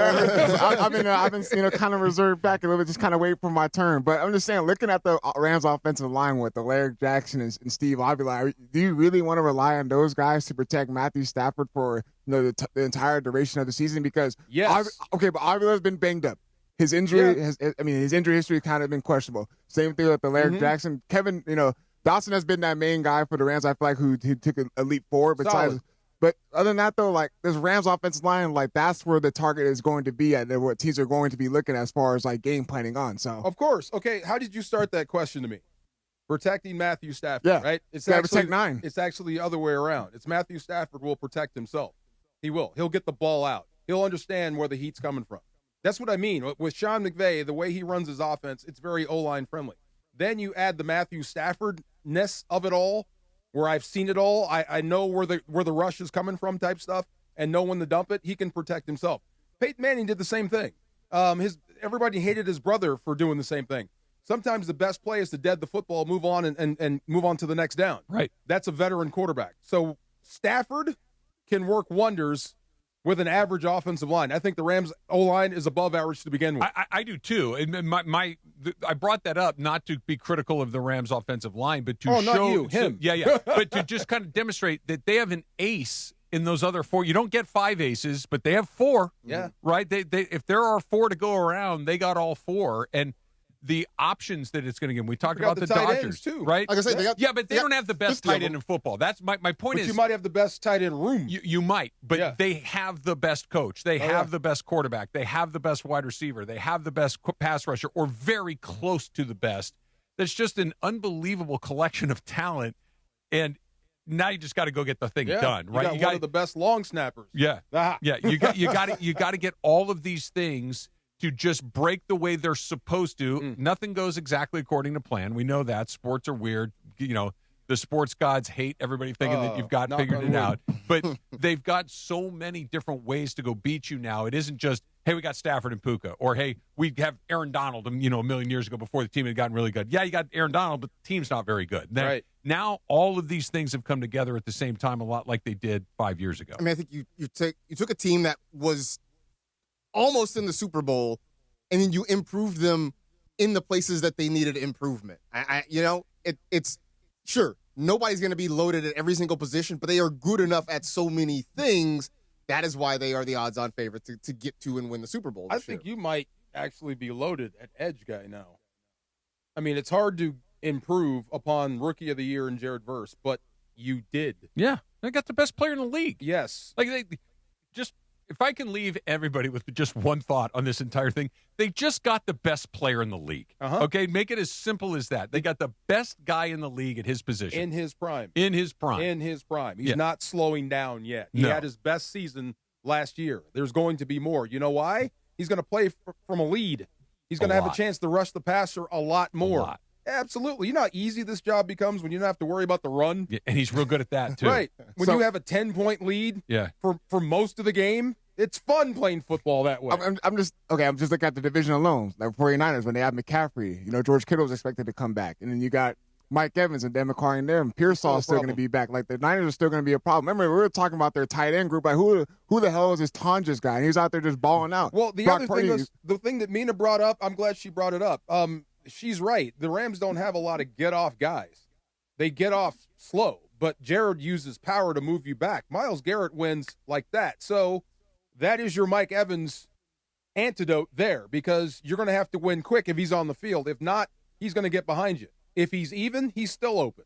Now you're going to have to throw it faster. This is what it changes a lot for this division. Changes a lot for this. I tell you what, though, it makes. I mean, those division games are already going to be fun, but now you've got Kyle Shanahan trying to draw things up to slow down Myles Garrett. You've got the folks in Seattle trying to figure out how to defend against Matthew Stafford in this offense.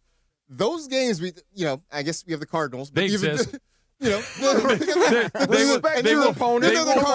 field a team this year. But that round robin between the Niners, the Rams, and the Seahawks is going to be really interesting this year. He will field a team. They will. They're going to play 17 games. Play 17 games. Yeah, they will play 17 games. They'll host the Niners and the Rams and the Seahawks. They'll play them home and road. All that stuff. They will field the team. I got week 4 circled. Trust me. Eagles and Rams. I got a circle. This is going to be fun. It's going to be real You great. can tell he's nervous. He's still talking. I'm not nervous. I'm not nervous at all. I think the Eagles match up really well. The Eagles match up pretty well against it. They do. To Mark's point, that Kyle Shanahan, we've seen him come in here. We were just talking about how the Rams have 4 aces, and they do. He's come in here with a pair of 3s a couple of times and won the pot. I mean, that last year with Mac Jones starting and coming in here. This is different. Juwan Jennings. Yeah, like being able to neutralize AD is one thing, because he's an interior guy. Yeah. You can't get away from a blindside rusher.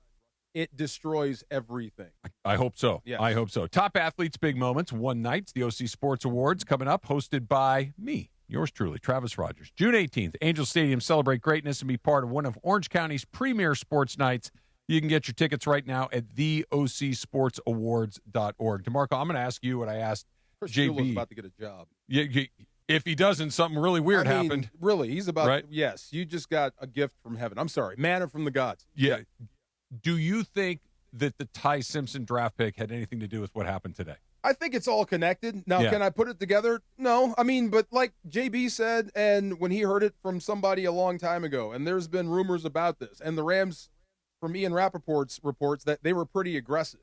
So some people knew this was going to happen. So, yeah, one has everything to do with the other. If it makes sense. It makes a lot of sense to me. Now it does, yeah. That you're either not going to pick next year or you're going to pick very late because you're going to have a good team. It turns out they're not going to pick it all because they traded it away. We're going to need to get our quarterback of the future at some point. This is our big. We're not going to pick 13th, hopefully, for a very long time. Let's take a shot at this because I understand what everybody said, and most of it makes sense, but it still is like one of those, man, Ty Simpson at 13, really? And, you keep coming back to the most basic fact. Is it Ty Simpson or quarterback? It's Ty Simpson. Okay. It's Ty Simpson more than quarterback. It's Ty Simpson at 13. Yes, exactly right. Does it make more sense to you, Mark? Because today I'm like, oh, okay. Now it makes a little more sense to me. It does. I mean, because you do have the luxury, again, assuming Matthew Stafford stays healthy, but you have the luxury of sort of letting Simpson develop, letting him sit and watch. There's no urgency to have him out on the field because you've locked up Stafford for a couple years. Now you've got Myles Garrett. This team, the window that was already there has maybe been extended for a couple years now with this move today. So Simpson, has a little more time marinate. To marinate, exactly. Before you put it on the grill. That's the other thing about that pick. Like you said, it's Ty Simpson because his name, and he's only had 15 starts.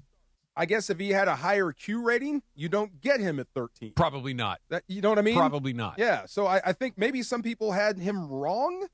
Well, possibly because McVay, they were interested, other teams were not. I tend to trust them. We won't know for a couple of years. Yeah, this is true. Right, that's the thing, and that's why I thought the pick was so interesting. And I mean that from like a talk radio perspective because there literally won't be an answer to this for a couple of years. Yeah. Usually, and I think it's unfair, but usually in that first year, guy does well, good pick. Guy does bad pick. That's a terrible way to look at it as I see it. You got to let this thing cook a little bit. Yeah. But with Simpson in particular, if everything goes according to plan, he literally won't play for a couple of years. And so there is no data point to say good job or bad job. It's just, I don't know. For rookies, for me, like bust or not bust coming out of the first round, do they pick up that fifth-year option on you? Yeah. Or are they willing to let you go? If you're willing to let you go, that means it probably didn't work out.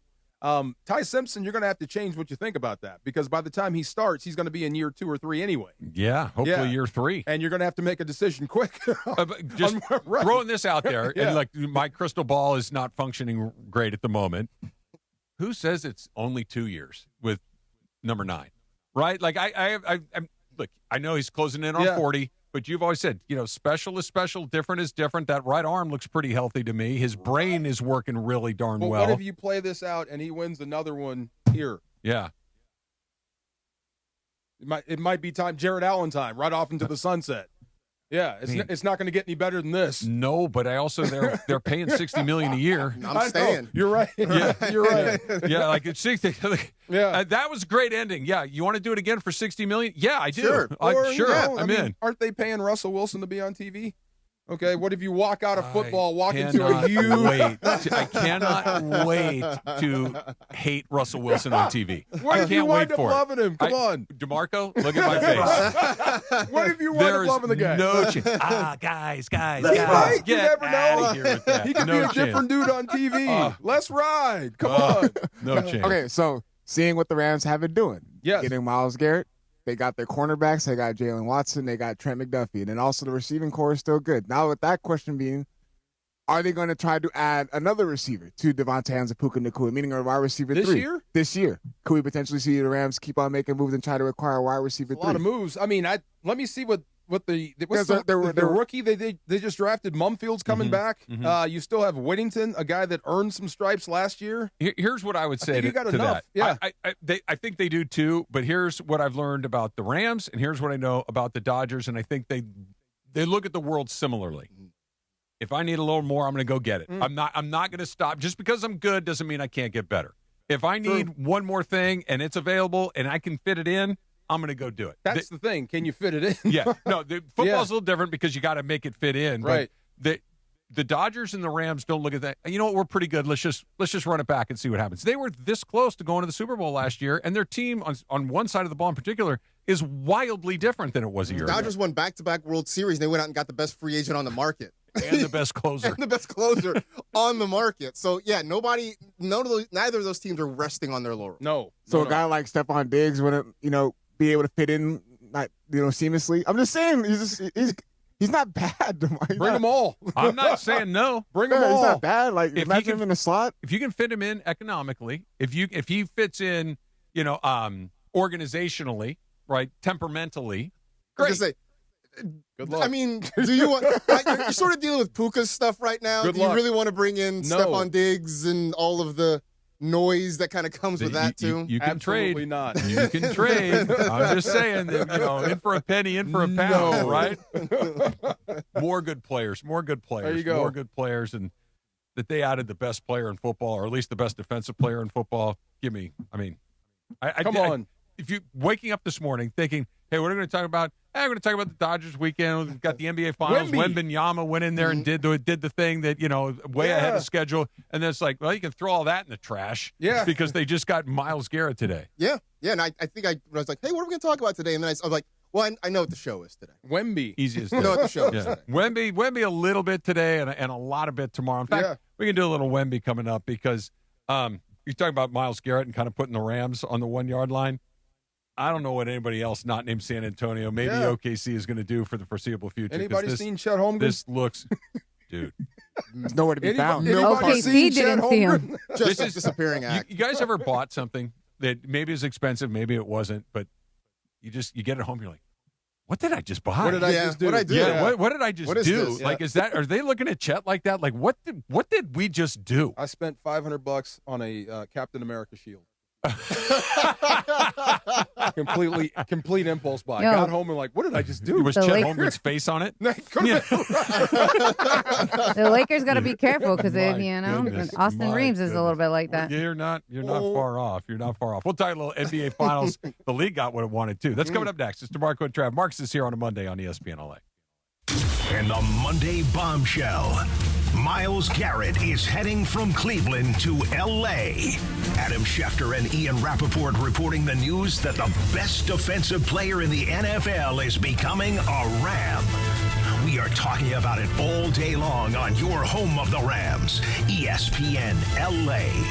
Breaking news on 710 ESPN is powered by Valvoline Instant Oil Change, home of the 15-minute drive-through oil change. Visit SoCalOilChange.com for coupons and locations.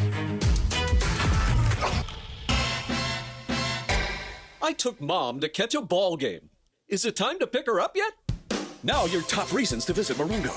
Don't pay high prices for gas. Morongo's Travel Center has the lowest price gas around. Number 2. Happy hour at Mosen. Half-price drinks, Monday through Thursday, 2 to 5 p.m., Friday, noon to 5 p.m. And the number 1 reason. Get ready to rock with the best tribute bands in SoCal. Every Thursday at Oasis Pool. Morongo, good times.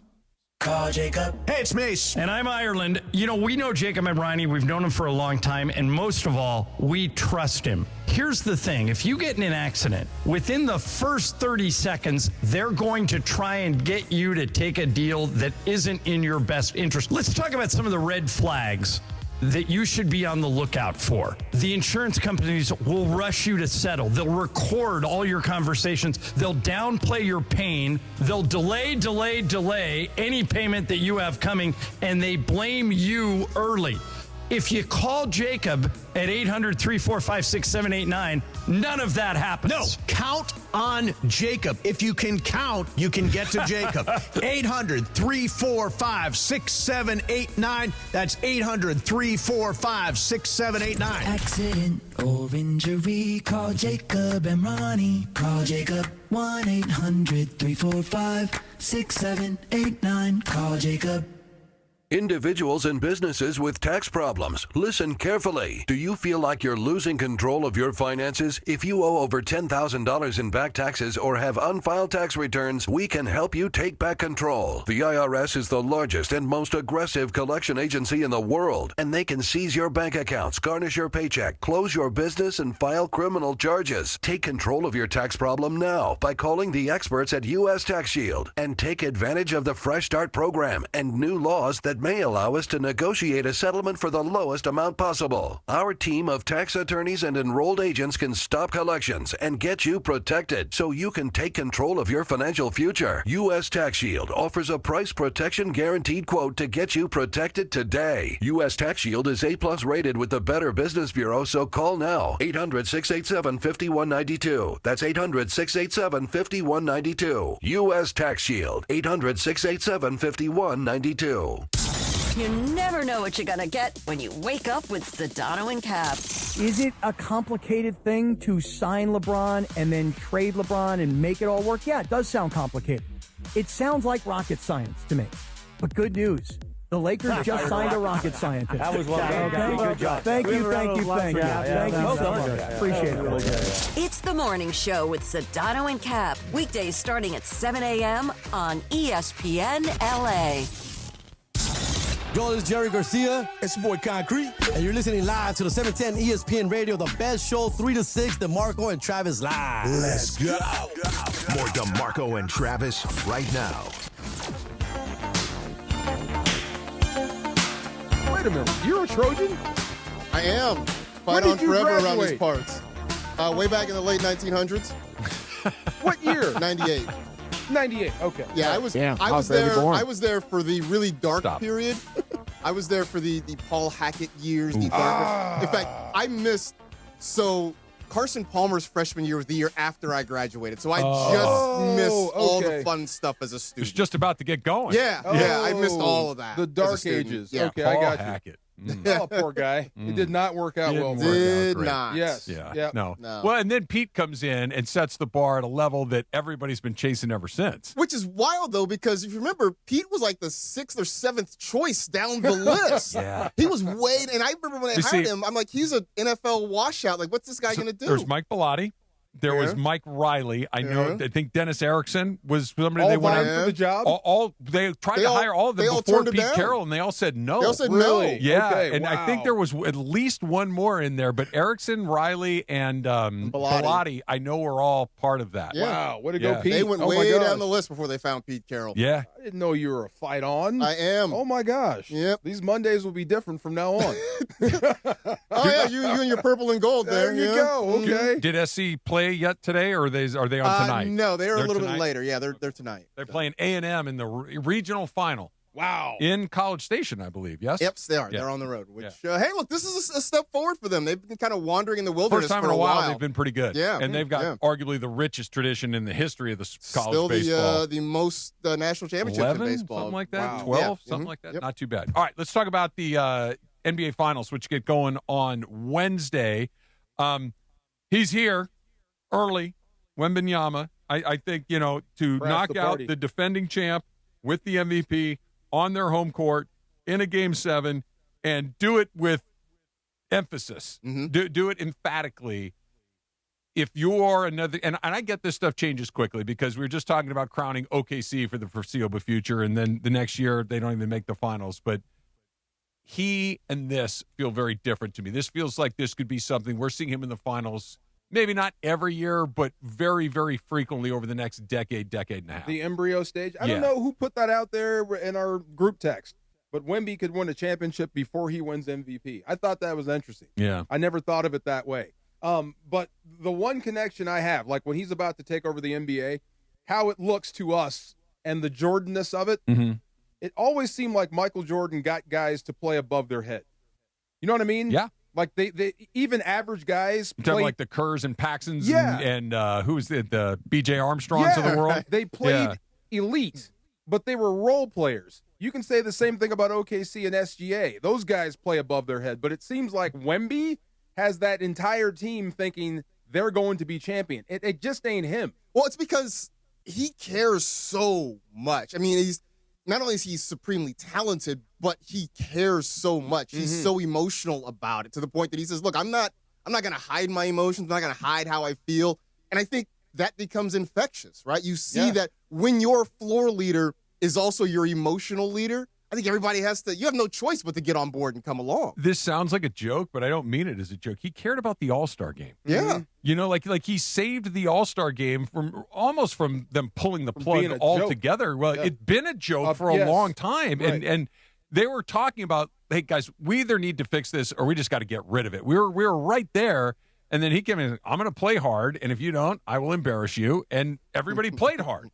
And, okay, problem solved. And I think to your point about him going out there and dragging is probably the wrong word, but lifting his teammates up to the level that he's on or as far as they can get, it's really something. And if you're the Lakers and you're looking around, and not that you throw in the towel, but to get on that level, that is not an easy puzzle to solve. I mean, you've got another great player in Doncic, and you've got another very good player in James, but he's not like that. I don't see Luka like that. Nobody's like that. No, I see Luka as a virtuoso, do what you do, you score.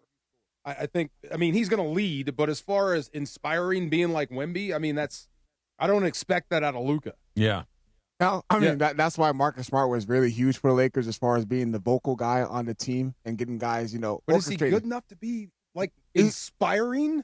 Not good enough, but as far as him being a veteran and him actually being in that position of being in the, being in the finals before, being deep in playoff runs, like Marcus Smart has that veteranship DNA that he's able to carry that along. So, he was a big advocate for DeAndre Ayton and has actually helped DeAndre Ayton have a pretty solid season, if we're just being honest. But Luka Doncic is not going to be that guy vocally as far as, getting teams motivated. He might be chirping at the referees. That's for more, firing himself up. I think that's the way, he gets guys, along the, as far as his teammates to get fired up with them, as far as setting the tone offensively, scoring, getting fired up, getting the crowd rallied up. That's, more Luka Doncic. You're not going to see him in the huddle like that. Luka, gets people fired up to go at him. Wemby scares you out of existence. And Wemby changed the entire game. Everything. Yeah. He can dominate in multiple ways. If it's not with his offense, it's with his defense. There are different ways for him to take over a game. I wonder if New York can crack it. They're good too. They're good too. And they're tough and they're physical, and they absolutely deserve to be here. And look, if the Knicks won, I wouldn't be shocked. I'm not going to pick them. I'm going to pick the Spurs. I'm going to go with the best player for the same reason I thought even when they were down 3-2 and had to win 2 in a row. It's they still got the best guy, which is kind of an equalizer. So I saw this. I wish I could give credit where credit's due. I really don't remember where I saw this. But Bill Russell won 11 titles, okay? Then the next generation of greats came along, and Kareem won 6, Jordan won 6. And then the next generation comes along, and it's Kobe Bryant. He wins 5. And then the next great, dynastic players come along. It's Curry and it's LeBron. They win 4. The line is going like this, right? That it's harder to set up shop and rip off a bunch in a row than it might have been in Bill Russell's day or even Kareem or Michael Jordan's day. That the level of competition, the floor has come way up. Is Wemby the exception to this? Could we see a Wemby who forecasting, 15 years into the future that he's got 5 or 6 the way that Kareem and Jordan did? I think so, in part because of his own ability, but also he seems like the kind of guy that people are going to want to come play with. He seems like the kind of guy who's going to attract talent from other places. I think you saw it with Steph. I think you saw it with LeBron in some ways. I think Wemby's that guy where people are going to look around and they hit free agency. They're like, I want to go play with that guy and just see what it's like. I do wonder. Just because he's a big. Yeah. He's a dominant center. This is basketball. I know it's changed a little bit, but the game is still virtually the same. If you have a big 5, especially one that can shoot, you've got pretty much everything. So I think with a guy that dominant that plays that position, you can get back to the Bill Russell, 8, 9, 10 championships if he stays healthy. I just keep coming back to this and looking at what he's embarking on right now. And look, maybe like you just said a second ago, the Knicks could win this series. I don't think anybody's going to fall out of their chair, but it does feel like we are at the beginning of the Wembanyama era. This is about to happen. And if you're the Lakers, you got to chase what's out there. You got to try to win in front of the people that are out there. But I think about when Joe Montana was doing his thing. Think about when Patrick Mahomes and Tom Brady are doing their thing. There's guys, there's just some levels that you can't get on. You might get there once in a while, but to try to get where Montana and Brady and Mahomes, what do you do when they're just that much better than the rest of the field? I think if you're the Lakers, focus on improving your team, almost have to ignore what they're doing and just fix your deficiencies. And then build your best team and go at them the best you can. Yeah. Because I would have loved to have seen what would have happened had Luka and Austin Reeves not gotten hurt when they were rolling in March. If you would have rolled through the playoffs with that. You know what I mean? I would love to have seen that. I saw somebody say that this feels like Wemby could be on sort of his Pele era in the sense of not just great in terms of the NBA, but internationally too. Yeah. Because I think France is going to come to the United States in 2028 and win the gold medal in basketball. And 2028, 2032, like how far out can we take this? He's 20, right? Oh my God. He's 20 years old. Yeah. Like, we're just getting started. I mean, if it weren't for Steph Curry and LeBron basically saving the U.S.'s bacon in Paris, they don't win. The three best guys on our team that are legends, Curry, James, and Durant, had to go bonkers to beat that guy. Pull it out of the fire for them. Yeah. Yes. And those guys aren't going to be around in 28, you know? Wemby is 22, by the way. 22. Okay. Come on, But Cooper Flag. to answer the Lakers portion of it, Lakers have to win in the margins. Meaning, like, if they got to get the deal right with Austin Reeves, they definitely got to take care of LeBron James. Meaning, like, they got to present the plan to him, and they got to do it early as possible so they can find out what the rest of the roster is going to look like. And they got to be able to develop their young core. Meaning, they got to find a way to develop a Dude Thiero. They got to find a way to develop some of their two-way guys. You know, they got the 25th pick. What are they going to do with that? They got to be able to hit on that pick because Dalton Connect was a miss. Even though he had that first couple games, we're like, oh, okay, and then ended up not panning out the right way. Then Jalen Hood-Schifino, another draft pick that they utilized, didn't work out. So they got to be, if they're going to use that 25th pick, they got to be able to hit on that. But the development, that's going to be the biggest period for the Lakers. Is are they going to be able to turn those guys into something significant as far as rotational players? This is the part that's interesting to me. Like, you can get better, to your point, DeMarco. You can get better in the margins and all these things. But to get to the top is where it gets really, really tricky. And if there's, Godzilla up there the way that he is right now, like you look at Chet, and I know we were kind of giving him a hard time, but that's one of those, like, every team in the league would have loved to have had Chet Holmgren. And you saw what Wemby did to him. And not that you that Chet still can't have a grip, but it's like, man, what do we do now? Like, he erased him from the game. He looked scared. He really, really did. And maybe it was a bad night. Maybe Wemby's that good. But if I were the Thunder, I'd be like, do I have a problem? Like, I know Wemby's a problem, but do I have a problem in addition to Wembanyama just being that good? I think the answer to that is yes. That's league-wide. Yeah. We have a Wemby problem. Right, but and I think that's where you talk about, is Wemby the next sort of Bill Russell type figure here, because he has that destroyer of worlds mode. And because the thing with Chet for Wemby goes back years. I mean, it goes back to before the NBA when they were playing in sort of these developmental leagues and these developmental tournaments. And so there's a real rivalry between them. And I think Wembanyama's that guy who, when you are in his sights, his whole thing is, I am going to do whatever it takes to beat you. Not just beat you, but just beat you down. And I think, that is the thing, whether it's Trent Holmgren, whether if it happens in this series with like Karl Anthony Towns or somebody like that, like when he decides this is my whole thing, I'm going to come after you. And that's the problem for the rest of the league. So these two guys are going to be playing against each other for a very long time. And I think one of the things that is, like, you're talking about that beat you down thing. Like, this is a play out of Michael Jordan's playbook. He didn't just want to win the game. He wanted you to be convinced that you couldn't beat him. I'm not just going to go out there and get 30 and hold you to, 17 or whatever. I'm going to go out there and make you wonder if I'm just not that much better than you, that I got you beat before it started. I'm gonna beat you all offseason. Tiger Woods had that. Yeah. That when they walked to the first tee, every other guy knows, I don't have a chance against this guy. Yeah. And then finally, as he got a little bit older, and I forget the guy's name, that finally beat him in a major, that it's like, oh, you can do this. But it took 15 years for that to happen. He showed up in that red shirt, and it was all over. It feels a lot like that with Wembanyama, that I'm not just here, and Chet's the perfect example. I'm not just here to beat you. I'm here to beat you. I'm here to embarrass you. I'm here for you to go back to the offseason and wonder, is there an answer to what I just had to go up against? And the answer might be no, and you know it, and I know it. And now next year, we don't even have to go through the rigmarole of, is he going to show up? Dude, I'm going to make the shot, you're going to miss it, and we both know it. Well, just like the Dodgers in Japan, if I'm the Lakers and everybody else, I am searching France for the next Wemby. Obviously, they're over here. I don't think you have to look that hard to find one of those. They just aren't out there. I'm looking for the one that's Yeah. not playing Yeah. basketball. That one. Yeah, I need that guy. I really hope there's not a 7'6" guy out there that's not playing basketball. He could be. Could be playing soccer somewhere. You never know. Playing the wrong I sport. hope he's a kid. goalie. Yeah. There you go. At 7'6", I hope he's a goalie. I hope he's playing basketball. I hope that he's nowhere near. All right. Summer's calling at SeaWorld San Diego. Join the morning show on Friday at SeaWorld from 7 to 10 a.m. Take the plunge into a brand new shark encounter, now open, where jaw-dropping shark species await. And yes, you can even learn to feed the sharks with a trainer. Plus, you can see the new Dolphin Adventure Show and the Ocean of Dreams drone show that very same evening. Join Cappy, Morales, and Bergman this Friday at SeaWorld San Diego. You know what we're not going to do next? We're not going to do Shop Talk. Do you know why we're not going to do Shop Talk? Because Mike Trudell and Chris Geeter-McGee are going to pop in here. We're going to do a little late edition crosstalk. That's coming up next.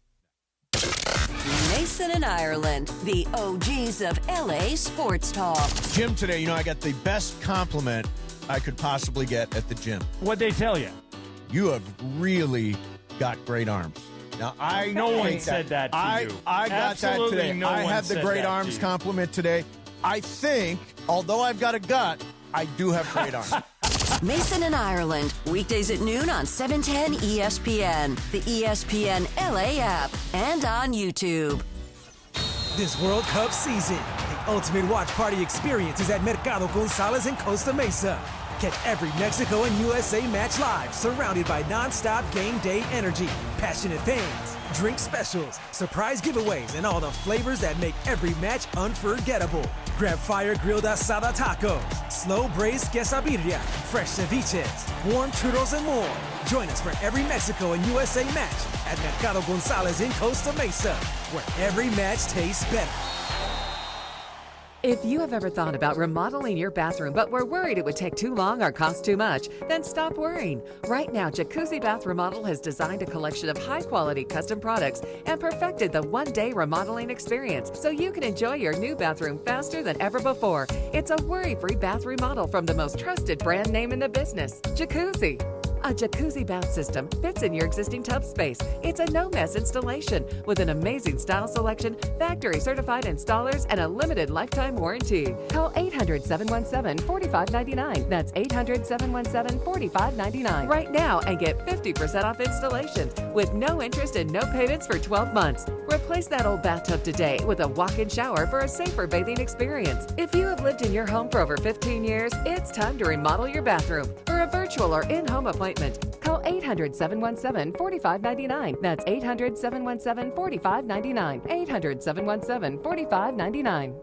Individuals and businesses with tax problems, listen carefully. Do you feel like you're losing control of your finances? If you owe over $10,000 in back taxes or have unfiled tax returns, we can help you take back control. The IRS is the largest and most aggressive collection agency in the world, and they can seize your bank accounts, garnish your paycheck, close your business, and file criminal charges. Take control of your tax problem now by calling the experts at U.S. Tax Shield and take advantage of the Fresh Start program and new laws that may allow us to negotiate a settlement for the lowest amount possible. Our team of tax attorneys and enrolled agents can stop collections and get you protected so you can take control of your financial future. U.S. Tax Shield offers a price protection guaranteed quote to get you protected today. U.S. Tax Shield is A+ rated with the Better Business Bureau, so call now. 800-687-5192. That's 800-687-5192. U.S. Tax Shield. 800-687-5192.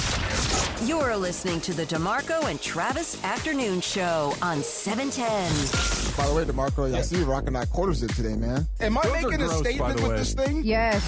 It's DeMarco Farr and Travis Rodgers. It's a quarter zip. We've had these forever. You and I have been wearing these for 30 years. Back to DeMarco and Travis.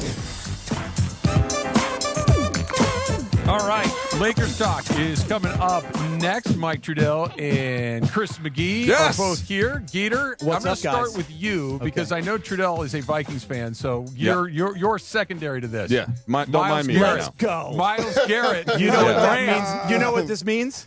We're home all through the playoffs, straight to the Super Bowl. Yeah. We're Like, going to SoFi in February.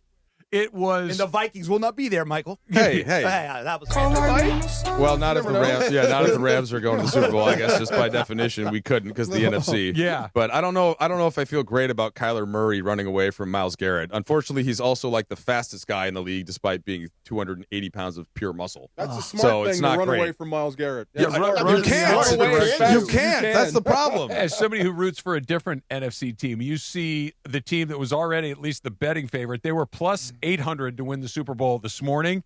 By this afternoon, they were plus 600. One player changed the line That's that rare in dramatically. Yeah. What does that do for you? I mean, to me, I'm at a point where yes, I've forced my kids to be Vikings fans, but they also know that they are somewhat free agents, being born in Los Angeles. Yes. They can embrace the They have Rams the option? or the Chargers. What I Okay. don't want them to do is embrace both and cheer for one when they're good and one when the other one isn't. Now, I have a couple buddies that work for the Chargers. That's one thing, but now being here at the station again. In the Rams, Yeah. in not wanting to get into a fist fight with DeMarco and all that, like We're good. It's kind of. But so Just don't play your fights I'm off. just I am allowing them the chance to not have the heartbreak that I have, and if they want to abandon the Vikings at some point, Geeter, for the Rams, like that is within their right. Are your kids like my kids, where they had no choice when it comes to Lakers and Dodgers? I mean, they were just born into it. They hate the Clippers and the Celtics. They don't even know why. That one was never explained. That one was easier just because A, they're on all the time. B, they get to go to the games all the time. Yep. C, they know there's a rooting interest in it for me. The NFL is just so easy. You only have to watch one game a week, right? On a Sunday or I guess maybe a Thursday or a Monday or Monday now they're trying to take over. Saturday. But it's not hard to follow a team from the place that you're from, right? In a different way. But back to you and your Rams excitement. Forget about my Vikings. Man, I'm happy, man. I mean, listen, when that hit the wire today, I was not ready for it. It came Neither in. was I. No one I was. thought it was kind. You got to check. You sure? Is that a fake Schefter Sure. account? Right. Right. And then my first thought was, is DeMarco going to get us Aaron Donald back? Oh, Like, is that? I'm wearing this I know you for are. a reason. If this will get you off Good the for couch, you. yeah. Good for Oh, everybody. This is great news for everybody that's a Rams fan or works with the Rams. But I want to go back to what you're talking about, how kind of your kids and I don't want to say indoctrinating them, but it's perhaps introducing said them making to them. making them. So Yeah. here's where it got tricky. I don't know if you had a similar experience to this, Geeter. When my kids were finally old enough to kind of understand sports and what it means to be a fan and be excited when your team wins and be bummed out when your team loses and all those, I was working for the Angels. I at knew the it. time. 'Cause and I was coming on your show. Yeah, and I'm like, and so my kids are like kind of sorting to become Angel fans. So I would go to work and do what needed to your get thing. done. Yep. And then we'd go home and I would watch the Angel games because I wanted to be prepared. I'm like flipping back to Dodgers, like, Dad, say this. I'm like, guys, we need to understand what this is. There's making a living, and then there's making choices. Travis, what's funny about that is white. what's funny about that is when I was going on your show back in the day, I was the host of Angels Live. So I have pictures with my daughters that are very little with rally monkeys and angel gear. Wow. But listen, Travis is right. Paying the bills is something else. And by the way, everyone that I worked with at the Angels was super cool, and very inviting. But then the minute that job switched, You want to set them up for success. You want to say, look, I know, and the Dodgers at the time were not great. They were coming out of the McCourt era. We're just kind of starting to get going. It's like, stick with me on this, guys. This is going to work out for us. Come on over here. In 10 years, it's going to be the greatest experience of your lives. Just trust me. Was it Mason or Nyler that said this is a great time to be in LA sports? It is. Because it really is. The Dodgers are doing great. The Lakers are playoff contenders. The Rams just got Myles Garrett, Super Bowl contenders. This is a fun time to be in LA. Man, Kings are playing. If I Kings could get play my Trojans into the college football playoff, life would be That'd be great. Perfect. As a close personal friend of Bob Chesney, I'm kind of rooting for the Bruins at the moment. But no, you're right. The Bruins actually, man, they got a good coach. They got a great coach. But think about it. Lakers, Rams, Dodgers have all won a title within the last 5 years. Yes. The Dodgers have won more than one. The Lakers have been a postseason contender, if maybe not super close to a title. The Rams were in an NFC championship. Like, it really is just an embarrassment of riches at this point. It's fun, but the same thing you say about the McCourt era. Remember, Rams fans have been through this. Yeah. You were in the valley forever. So anything you can do to get over the hump, we're all in. Hey, one quick question for you specifically, but I'm sure you guys talked about this, but can you make the argument from the outside, oh, you gave up too much, right? The the future first verse is a stud. What is the flip side? And then you have to pay Garrett a certain amount, which of course you wouldn't have to pay verse for a while. What's the argument? And then strike it down. I'll tell you the thing that keeps bothering me about this, and I'm so happy you got Myles Garrett, and we've said this on the show all day today. I can care less what you gave up to get him.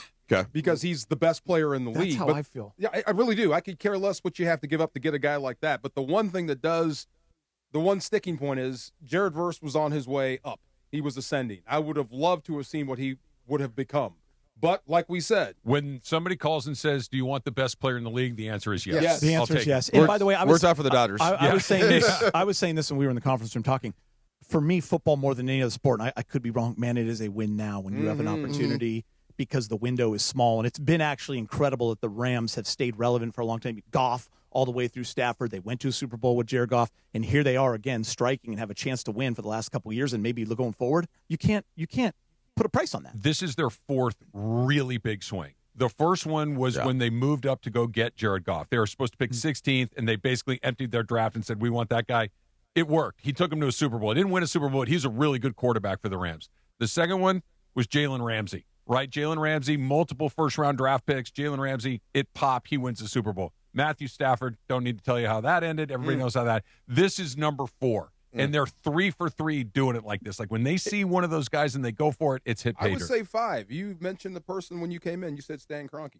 Moving here in the first place was your first big swing. And hiring McVay, right? Yes. I mean, you remember back then, McVay so young, wasn't a proven head 30 coach. years old. Yeah. Are you kidding me? You have to have a belief and patience when it comes to that. Obviously, he hit it pretty your hard left right away. tackle was older than your head coach, and they did it. It worked out. Right.